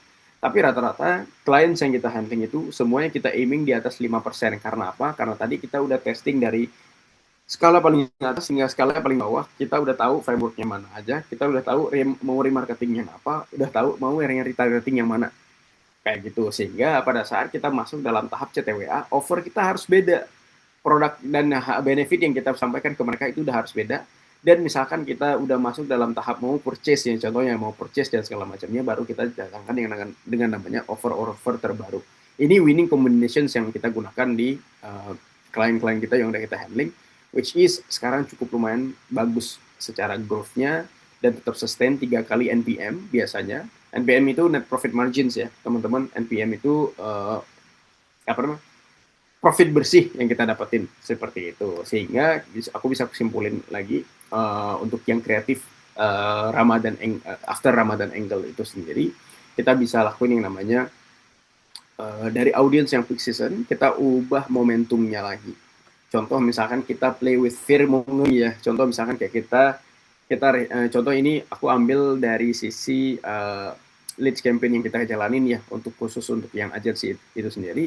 Kita play with restart angle, saatnya bisnis kembali scale setelah Ramadan, karena dengan cara framework ini dan segala macamnya mungkin bisa ya kayak gitu. Growth angle kita mainin dengan growth angle, restart angles, efisiensi angles, jadinya jadi setelah Ramadan kita udah jor-joran ngeluarin duit, gimana caranya duit tersebut kita putar lagi di next month-nya, akan tapi bisa menghasilkan yang hasil yang mungkin bisa serupa, ataupun kalau biasanya kita dapetin di Ramadan itu 130%, 150%, setelah Ramadan kita tetap yang dapetin yang namanya 100% NPM biasa kayak gitu. Nah, tujuannya apa? Tujuannya untuk kita bisa winning di setiap momentum campaign itu sendiri. Gitu. Nah, itu yang biasa kita lakuin ya teman-teman ya. Sehingga final insight dari aku sendiri, traffic is not a goal, bahkan revenue itu is a goal ya. So that's why untuk menciptakan sebuah revenue kita harus punya engine masing-masing, supaya memang dari framework tersebut, dari sistem tersebut, dari eksperimen yang kita lakukan tadi itu bisa menghasilkan growth engine di kita kayak gitu. Sehingga biasanya banyak bisnis yang udah puluhan tahun growth engine-nya udah benar, ownernya tinggal ongkang-ongkang kaki karena itu udah semua berjalan dengan baik. Begitu juga kalau kita analogikan sebagai sebuah mobil. Kalau mobil yang bisa otonomus sekarang ya kayak mungkin Tesla dan segala macamnya, karena engine-nya udah jelas, udah sesuai apa namanya, kayak secara technical mereka udah pasti, udah jelas, udah di-create dari awal sistemnya, sehingga dia bisa jalan sendiri dengan lebih baik kayak gitu. Oh misalkan mau di scale up lebih baik lagi, kita nanti mungkin lebih play with yang namanya marketing activations, promotions calendar, atau community based promotions, ataupun kayak retentions yang mungkin harus ditingkatin setiap bulannya, yang mungkin nanti approach-nya bakal berbeda, jadi lebih ke arah sana kayak gitu. Sehingga dari online tadi yang kita create engine-nya itu bakal impact terhadap offline events juga, mungkin penjualan secara offline dan segala macamnya kayak gitu. Nah itu ya infrastruktur atau framework yang biasa kita gunakan teman-teman untuk klien-klien kita yang setelah Lebaran, supaya benar-benar bisa dapetin hasil yang cukup lumayan maksimal. Tapi ya, banyak juga klien-klien kita setelah Lebaran biasanya mereka mau memanfaatkan momen-momen untuk liburan, sehingga framework yang kita create rata-rata adalah untuk benar-benar kita selalu berada di top of mind. Jadi traffic ya campaign yang kita jalankan rata-rata adalah traffic campaigns, awareness campaign, new products, new upcoming events dan segala macamnya, sehingga orang nanti once ketika kita udah buka ke middle to lower funnel, mereka udah ready to pay kayak gitu. Nah lebih ke arah sana sih framework yang kita jalanin. Alright, mungkin teman-teman itu aja last slide dari sisi aku sendiri, dan mungkin kita bakal masuk ke apa Lon? Masuk ke Q&A session. Q&A. Q&A sessions, oke, sip. Oke, aku dapat informations. Kita langsung baca aja ya kali ya, Lun, ya. Di Boleh, boleh. Nanti aku Oke. untuk sistemnya nanti aku mungkin akan bacain ya Jan dan Oh, kamu langsung jawab aja. oke, sure, Lun. Gaskan. Oke, sip. Kalau gitu, thank you so much sebelumnya Kak Ojan ya udah sharing sama kita banyak insight yang kita dapat juga nih teman-teman dari sesinya Kak Ojan dari gimana kita bisa nge-growth untuk engine-nya kita nanti dari traffic sampai closing. Tadi juga kita udah bahas soal demand conversion, generation, dan qualification. Dan saat ini kita udah masuk ke sesi Q&A. Nah, untuk sesi Q&A kali ini buat teman-teman yang mau bertanya, bisa langsung aja raise hand ya, supaya nanti open mic untuk langsung ngobrol. Tapi sebelum itu, ini ada beberapa pertanyaan nih, Kak Faustan yang udah masuk ya. Tadi juga sebenarnya udah dijawab juga ya, yang pertanyaan beberapa, tapi mungkin bisa lebih di elaborate lagi nih di sesi Q&A ini. Oke, yang pertama sebenarnya tadi udah dijawab ya sama Kak Fauzan yang pertanyaan dari Kak Adi, tapi mungkin dari Kak Fauzan kalau mau ada yang mau ditambahkan lagi silahkan.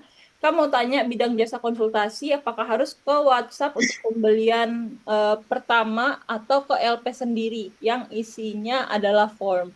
Dan ini tadi ada lanjutannya untuk targetnya ini adalah first timer entrepreneur di mana pelaku UMKM di 3 tahun pertama. Ini dari Kak Adi udah info, trafficnya udah dapet tapi nggak ada yang isi form. Nah, gimana nih Kak Ojan tanggapannya? Silahkan.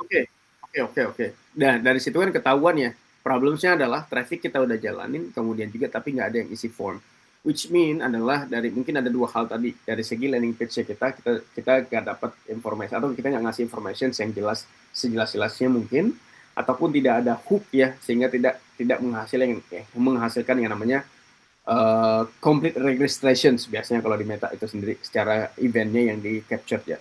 Kemudian juga, kalau memang kita targeting first time entrepreneur, pelaku UKM di 3 tahun pertama. Nah, aku pengen ngasih informasi aja, Meta tuh nggak punya data yang seperti itu. Masalahnya, semuanya bakal random nih, Mas Adi. Kalau aku bisa bilang, semuanya bakal random. Tapi gimana cara kita ngelakuin yang namanya A/B test tadi? Contoh, kayak tadi ya, ada dua hal yang mungkin kita bisa A/B test. Dari traffic to website, mungkin ataupun dari CTWA. Bisa kita lakuin kayak gitu ataupun nggak usah isi form. Aku pengen nanya balik sih, Mas Adi ini tipikal orang yang mau ngisi form nggak kalau ngelihat website?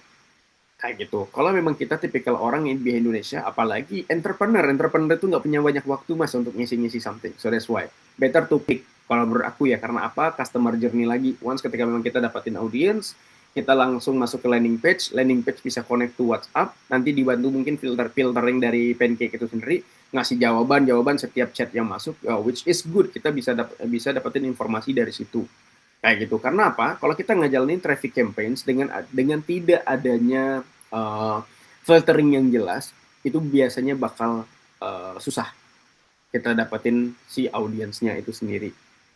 Makanya mungkin kalau menurut aku, kalau memang kita mau masukin yang namanya ke landing page, kita coba make sure dulu ICP-nya kita udah benar, targeting kita udah dapat yang oke, hook-nya kita ataupun creative angles-nya udah benar, message-nya udah oke, itu biasanya bakal lebih cepat dapetin hasil kayak gitu. Nah itu sih kalau menurut aku ya, Kak Adi ya itu harus dibedah dulu sih sebenarnya ya karena dari segi audiensnya aja udah niche banget, dan kemudian juga kalau bisa dibilang dari audiens yang first entrepreneur itu berapa banyak sih populasinya di Indonesia.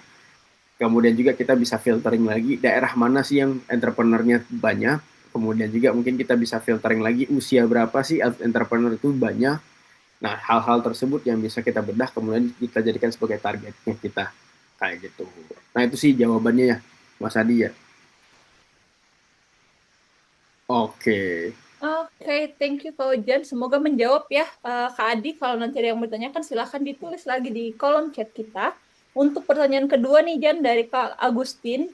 Kak, mau retargeting through place, bagus nggak ya bisnis klinik kecantikan? Nah, gimana nih Kak Ojan? Oke, kalau untuk aku sendiri aku udah pernah handling klinik kecantikan itu sekitar 4 clients di tahun 2025 terakhir. Apakah TruePlay itu worth it untuk kita jalanin untuk retargeting? Kalau untuk retargeting, enggak. Tapi kalau untuk remarketing, iya. Nah, harus dibedain ya, remarketing sama retargeting itu beda. True Play itu bagusnya untuk remarketing untuk orang-orang yang memang udah pernah ke kita. Jadi kita kasih another informations, mungkin offer dan segala macamnya, supaya kita bisa dapetin audiens yang memang, bukan audiens ya, audiens yang udah dapat di kita, itu bakal balik lagi kita. Tujuannya kayak gitu. Tapi untuk yang lain, gimana Kak? TruePlay itu bagus nggak? Sebenarnya oke, tergantung message-nya sih. Apakah message-nya udah cocok dengan ICP-nya atau target audiensnya? Kalau memang belum cocok, nah itu harus testing lagi kayak gitu. Nah, yang biasa kita lakuin adalah kita yang dulu ya, karena memang budget klienku itu nggak banyak, kita ngelakuin yang namanya remarketing yang menggunakan TruePlay, yes. Kemudian juga kita melakukan retargeting dari TruePlay juga, yes, karena biasanya juga cukup lumayan murah ya. TruePlay itu lumayan murah daripada yang lain. Dan post engagement, biasanya post engagement campaign juga cukup lumayan murah. Dari kemudian campaign yang kita lakuin itu, ads-nya itu, angle-nya adalah angle fear mongering. Jadi kita bikin sedikit ketakutan sih. Kita bikin angle-angle takut supaya orang mau datang ke klinik kita, karena di klinik kita cuma punya tools ini yang nggak dimiliki oleh yang lain. Nah, kita bisa play dengan hal tersebut kayak gitu, sehingga orang mau datang kembali ke bisnisnya kita dengan cara retargeting atau remarketing, sehingga kita udah dapat orang-orang yang niche kayak gitu. Sedangkan kalau menurut aku, kalau memang mau nanti ke depannya mau melakukan kita pengen dapetin data untuk dari marketing atau retargeting, saran aku kita lebih kepada post engagement aja sih. Karena apa? Data dari post engagement itu, which mean orang mau nge-engage di kontennya kita pada kita posting. Sedangkan TruePlay itu orang cuma nonton doang, dan itu di-capture sama Meta. Which is, orang serandom apapun ya bakal nonton. Ininya kita, 3 detik pertama bakal nonton. Tapi kalau untuk yang post engagement, adanya like, adanya biasanya post engagement itu bakal terbentuk dan one success ketika memang dia nonton di atas 8 detik. Which is orang yang memang udah tertarik. So that's why itu bisa kita jadikan sebagai bahan untuk kita retargeting atau remarketing itu sendiri dari post engagement campaign. Itu ya Kak Agustin ya untuk jawabannya ya. Oke, thank you Kak Ojan untuk jawabannya. Semoga menjawab ya Kak Agustin. Yes. Dan next ini ada pertanyaan juga dari Kak Alfa nih, Kak Ojan. Menyasar audience warm yang lewat custom audience ya berarti Kak. Cuman sekarang kalau jumlah audiens yang datanya diambil dari web, misal kayak page view, initiate code, dan lain-lain, itu jumlah orangnya nggak detail kayak dulu Kak. Walaupun jumlahnya udah di atas 1.000, tapi tetap di CA tulisannya below 1.000. Nah, gimana nih Kak Ojan? Yep. Wah, ini banyak banget nih kejadian di klien-klien aku juga dari sisi custom audience ya. Nah, sebenarnya kan custom audience itu kan nggak sempit. Sebenarnya nggak sempit. Aku bisa bilang custom audience itu kita bisa pakai dari Instagram engagement, Instagram views, profile visitsnya kita, web visitnya, kemudian juga dari customer list atau kayak dari page view, initiate checkout dan lain-lain gitu ya. Dan juga di custom audience tadi kita kan nggak hanya bisa menggunakan satu custom audience aja, bisa kita combine sebanyak mungkin tergantung kebutuhannya kita mau agak sedikit broad ataupun kita mau niche banget kayak gitu. Nah, itu yang kejadian banyak sekali ya Kak Alfa ya. Jadi kita udah upload dari sisi kita udah dapetin dari sisi kita udah dapet banyak banget above 1,000, bahkan mungkin lebih dari 500.000, akan tapi di Meta ngebacanya cuma below dari 1,000, which is itu cukup lumayan kurang untuk kita, sehingga perjalanan campaign-nya kita pun harus kita tahu dulu, oh dengan di below dari 1.000 ini paling campaign kita bakal berhasil jalan sekitar 3-4 hari doang kayak gitu ya. Nah, kalau menurut aku, kalau memang dirimu mau tes custom audience yang warm itu tidak boleh satu custom audience saja. Play with several. Mungkin dari Instagram, website di combining aja, bahkan tambah lookalike audience juga kayak gitu. Karena lookalike audience itu 1%-nya aja kita udah tambah sekitar 1,6 sampai 1,8 juta full audience ya. Sehingga mungkin dengan budget kita 100.000 kita bisa dapetin sekitar 1%-nya dari segi budget tersebut. Nah, so that's why kita coba play with dengan hal tersebut. Ataupun misalnya contoh kamu punya buffer budget nih, Alfa punya buffer budget sekitar 1 juta 1 bulan untuk melakukan testing, kamu bisa testing satu persatu custom audience tersebut, mana yang lebih works untuk produknya kamu. Contoh misalkan dari custom page view, initiate checkout, ada 2 tuh yang kamu jalanin pakai itu. ataupun dari engagement dari Instagram. Jadi kamu punya jawaban atau data nanti ke depannya yang mana lebih working kayak gitu. Oh, dari sisi yang page view dan lain itu not really working, tapi yang dari engagement working nih dari segi hasil dan kualitinya oke. Maka nanti ke depannya fokus memperbesar memperbesar reach view engagement yang ada di Instagram kayak gitu, sehingga ambil dari targeting dari Instagram. Nanti impact-nya tetap kita bakal dapetin page view sama initial checkout yang cukup lumayan besar kayak gitu, sehingga upper funnel kita udah benar-benar utilize dengan baik gitu. Nah itu ya jawabannya ke Alfa ya. Oke, thank you Kak Ojan jawabannya. Kak Alfa, semoga menjawab ya. Kalau masih ada yang kurang jelas, boleh lagi ditanyakan di kolom chat. Ini ada pertanyaan lanjutan nih, Kak Ojan dari Kak Alfa ya. Kak, tapi aku mau bertanya ke Meta. Katanya emang udah kebijakan kalau sekarang jumlah yang ditampilkan di CA below 1.000 semua. Kak Fasan, apakah juga begitu? Kalau aku bisa bilang, oke, aku bisa bilang Meta itu adalah platform random ya, teman-teman. Sometimes A, sometimes B. Jadi kalau dari sisi aku sendiri, untuk di hari pertama dan hari kedua kita pasti dapetin yang namanya custom audience gitu below 1.000, yes. Karena apa? Masa populatingnya Meta sekarang karena memang udah AI dan Andromeda itu bakal agak sedikit lama dari data yang kita masukin, kita inject manually ya, kecuali memang data yang kita ambil langsung dari sisi metanya sendiri kayak gitu. Makanya kita harus perhatiin dulu apakah data kita benar-benar udah sesuai atau belum. Nah, ini yang harus kita sesuaikan gitu. Nah, kalau memang bisa dibilang itu udah kebijakan, aku bisa bilang enggak juga. Tolong diperhatiin juga, ada beberapa account yang bisa kita pakai untuk kita bisa gunakan custom audience above dari 1000. Ada juga mungkin bisa jadi error dari segi si metanya sendiri kayak gitu. Tapi kalau dari sisi tim meta bilang udah 1.000 semua, nggak usah percaya dulu guys, nggak apa-apa. Coba cek secara lapangan juga terlebih dahulu. Kita coba testing lagi, coba upload aja terlebih dahulu custom audience-nya. Kalau memang itu below 1000 semua setelah 1 minggu ataupun setelah 5 hari populatingnya, nah itu baru menjadi ada permasalahan di account tersebut. Mungkin bisa checking, nanti mungkin kalau memang ada apa-apa, just connect me with Instagram, kita coba nanti cek kayak gitu, apakah ada salah dalam segi penguploadannya ya, kayak gitu. Gitu.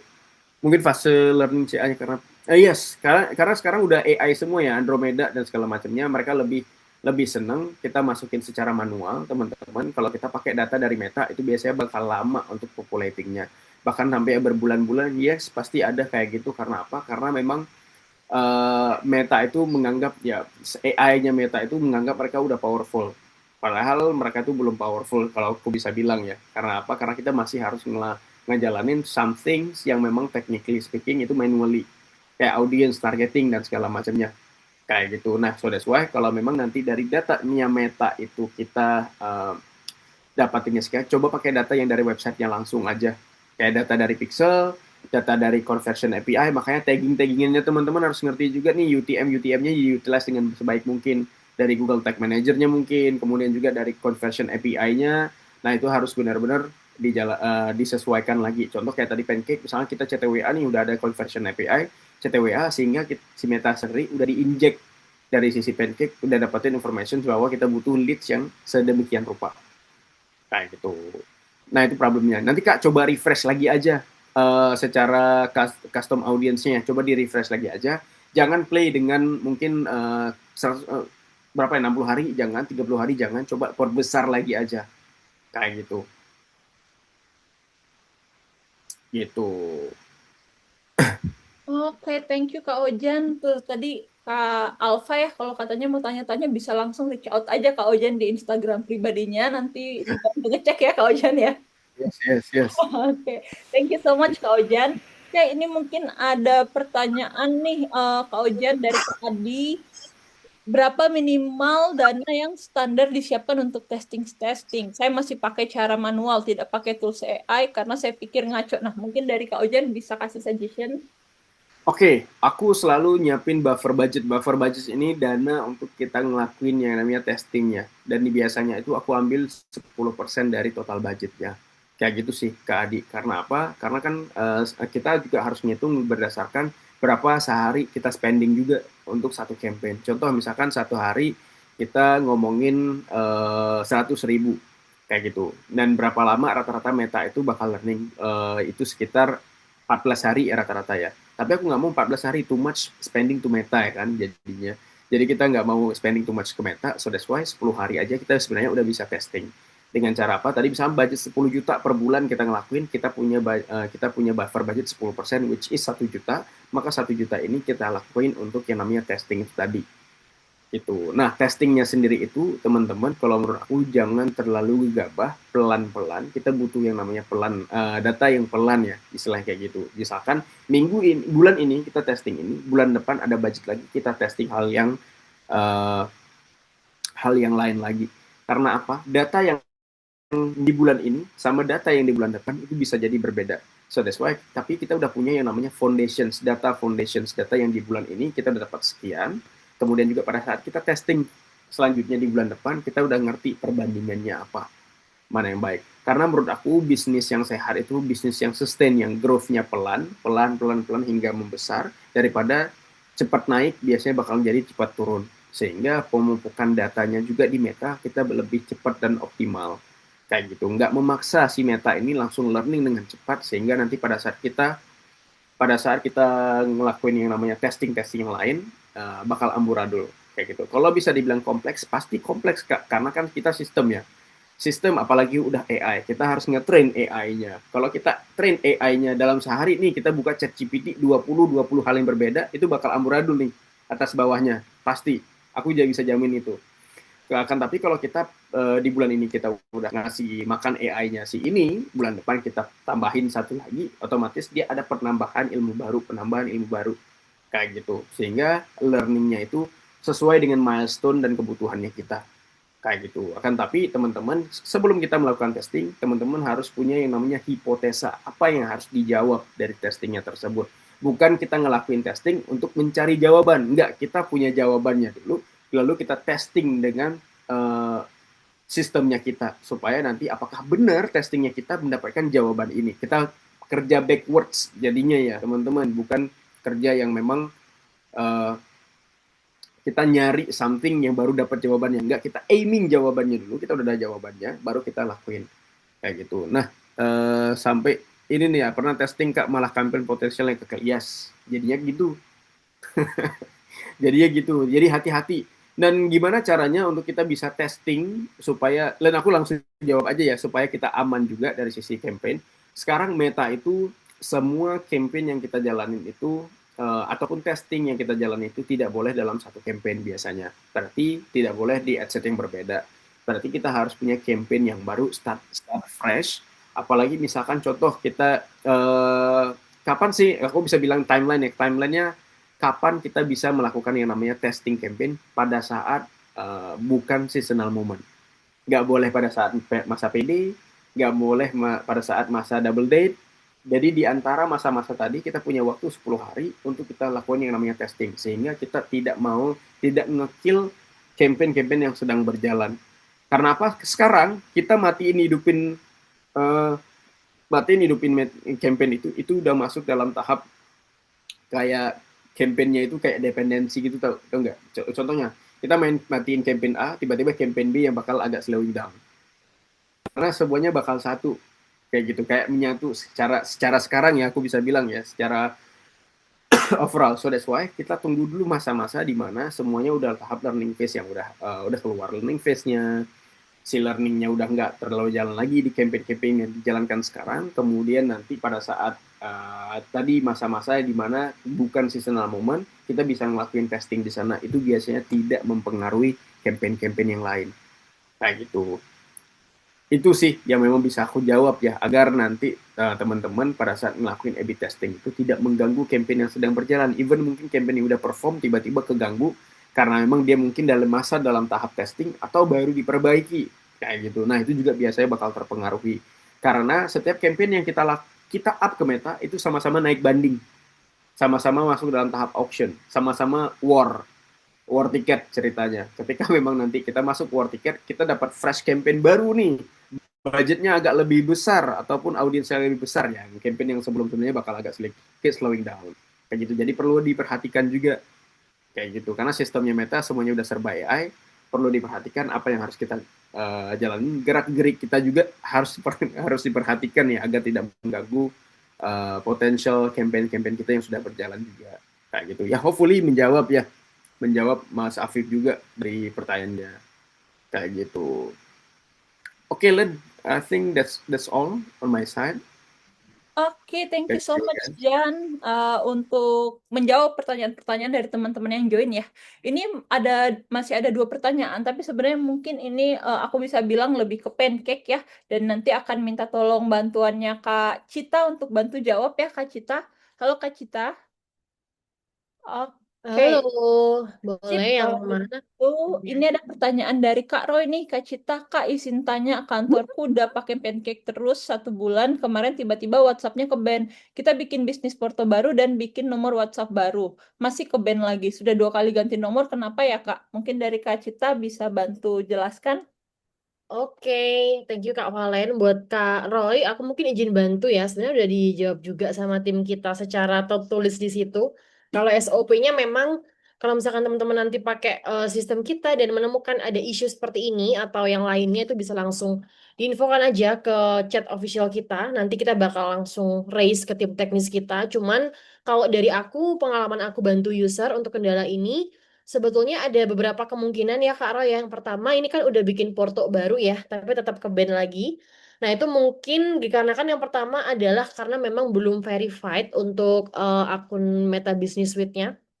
Atau kalau misalkan memang in condition itu sudah verified, tapi kenapa Mbak masih ke ban? Itu bisa jadi activity atau informasi bisnis yang Kak Roy cantumkan itu nggak sesuai dengan pedoman dari Meta nih, teman-teman. Jadi dari Meta itu memang seperti yang Kak Fauzan bilang tadi, agak random juga si Meta ini.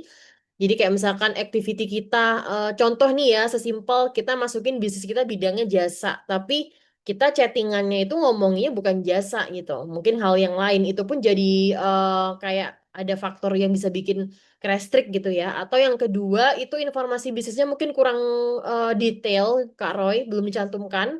Mungkin sesimpel mungkin website yang Kak Roy cantumkan di si BM ini atau si Meta Bisnis ini apakah sudah ini eligible banget nih untuk regis WhatsApp API. Bisa jadi nih websitenya sendiri mungkin nggak nyantumin informasi, kayak misalkan belum ada copyrightnya, itu juga bisa jadi alasan kenapa tiba-tiba ke restrict atau ke ban gitu ya. Nah mungkin nanti apa yang bisa dilakukan adalah mungkin yang pertama tentu harus dari sisi Kak Roy sendiri yang request ke Meta ya untuk request review.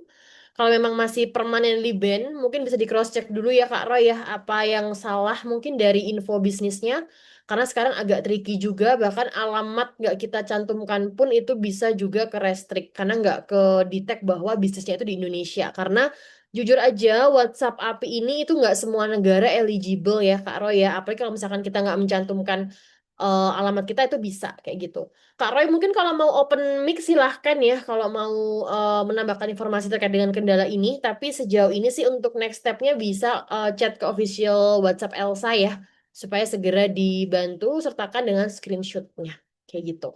Oke, ada lagi Kak Valen yang bisa dibantu jawab? Oke, thank you Kak Cita ya. Ini ada satu pertanyaan lagi nih dari Kak Susilo. Jadi dia tanya nih, apakah Pancake bisa membantu memboost penjualan atau hanya memanage pelanggan yang sudah masuk saja? Dan setahu saya calon pelanggan tertarik karena konten atau video yang muncul di sosmed atau FB mereka. Nah, apakah Pancake membantu membuat konten yang menarik juga? Atau kalau enggak, apa nih kelebihan Pancake dibandingkan dengan hanya mengelola Meta Ads dari Meta Ads-nya langsung? Oke, pertanyaan yang agak lucu ya di webinar ini. Ada dipikir bikin kue gitu ya, pancake ya. Jadi, oke yang pertama, jujur kalau untuk konten atau memboost penjualan ini udah aku pastikan ini nggak bisa dari sisi kita.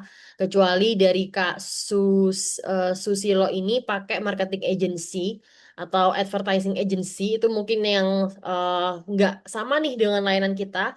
Jadi basically kita ini lebih ke platform untuk kelola leads dan kelola chat. Cuma kalau misalkan dibilang pengaruhnya apa untuk penjualan atau apa tentu sangat berpengaruh sih karena kan kita bisa ini ya meningkatkan conversion respon rate. Karena setahu aku kalau misalkan respon rate itu jelek juga penjualan juga bisa turun ya. Terus juga di sini kan ada konten, gambar dan lain-lain. Memang kita nggak bisa kalau secara konten, tapi kita kan bisa dalam bentuk chatbot gitu ya, atau misalkan ada remarketing dalam bentuk broadcast, itu bisa banget dijadikan sebagai tools untuk promotion, itu ada di kita. Jadi kita provide untuk tools itu ya Kak Susilo, jadi bisa untuk bot di awal, siapa tahu nih ya di bisnisnya ada 10 admin, terus pakai sistem kita jatuhnya jadi cuman butuh 3 orang kan saving banget ya, nggak perlu ngegaji 7 orang tadi, cukup kita track aja, kita pantau dari si pancake ini. Nah, terus kalau nggak bisa kelebihannya apa dibandingkan dengan yang lain gitu ya untuk mengolah meta ads. Sebenarnya kalau untuk mengolah meta ads ini enaknya itu kan kita ada CAPI tadi ya. Mungkin kalau misalkan teman-teman udah sempat merhatiin, kita ada meta trigger. Jadi kalau misalkan kita dapat leads yang closing di kita bisa ngasih sinyal ke meta bahwa kita mau dapat leads yang seperti itu lagi. Contoh kayak misalkan Kak Valen nih bayar ke Pancake misalkan 50 juta gitu ya closing nih ke kita. Waduh, bagus banget nih Kak Valen dengan algoritma yang sedemikian rupa kan pasti kita mau dapat yang kayak Kak Valen lagi kan di iklan selanjutnya. Nah, itu bisa dari kita. Jadi kalau untuk memboosting penjualan secara konten nggak bisa ya Kak ya, tapi untuk tools-toolsnya bisa kita sediakan melalui kelebihan kita tadi ya untuk chat dan juga untuk conversion ads-nya kayak gitu. Terus secara mungkin apa unique point-nya apa sih? Kalau aku bilang kita paling murah ya Kak Susilo ya. Jadi bisa dikomparekan aja nanti dengan vendor lain. Kita itu udah all in one tools, jadi udah dapat semua. Kalau nanti tertarik mungkin bisa langsung chat aja ke WhatsApp Elsa untuk schedule demo ya sama aku ya. Oke, thank you Kak Valen. Aku balikin ke Kak Valen. Oke, thank you Kak Disa ya, Kak Cita untuk jawabannya. Semoga menjawab nih teman-teman. Sama mungkin mau informasi tambahan juga buat kasus Hilo kalau memang kebutuhannya nanti juga terkait dari manage sosial medianya, manage kontennya itu sebenarnya bisa sama Kak Fauzan juga. Jadi nanti bisa connect aja ke Instagramnya Kak Fauzan. Nanti bisa ngobrol lagi ya lebih lanjut ya Kak Fauzan ya terkait dari hal tersebut. Sip, kalau gitu teman-teman karena waktunya udah menunjukkan pukul 3.52 nih teman-teman. Kayak kita udah harus selesai karena udah mau sholat azhar juga.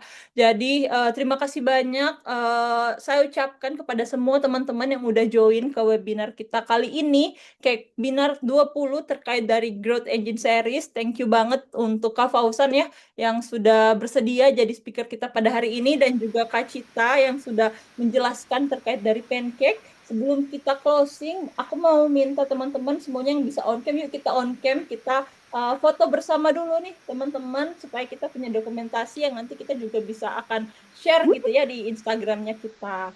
Oke, buat teman-teman yang bisa untuk on cam, silahkan on cam ya. Aku akan take picture untuk semuanya.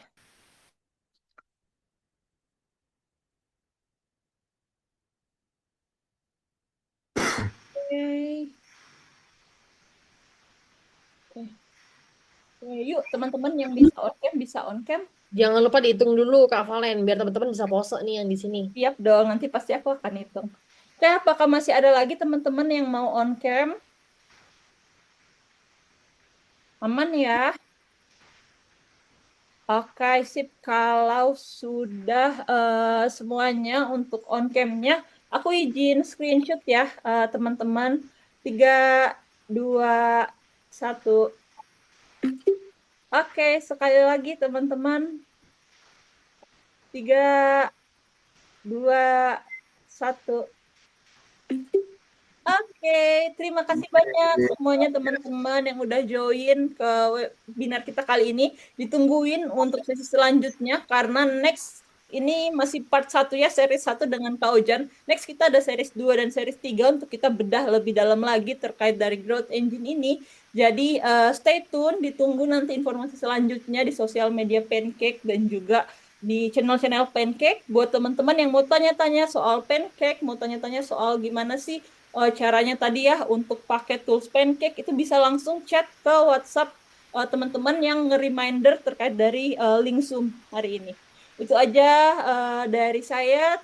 Terima kasih banyak untuk teman-teman semuanya. Kita tutup ya untuk webinar hari ini. Selamat sore semuanya. Sampai jumpa lagi. Bye. Bye-bye, Bye-bye. guys. Bye bye teman-teman. Selamat sore. Have a good day. Bye-bye.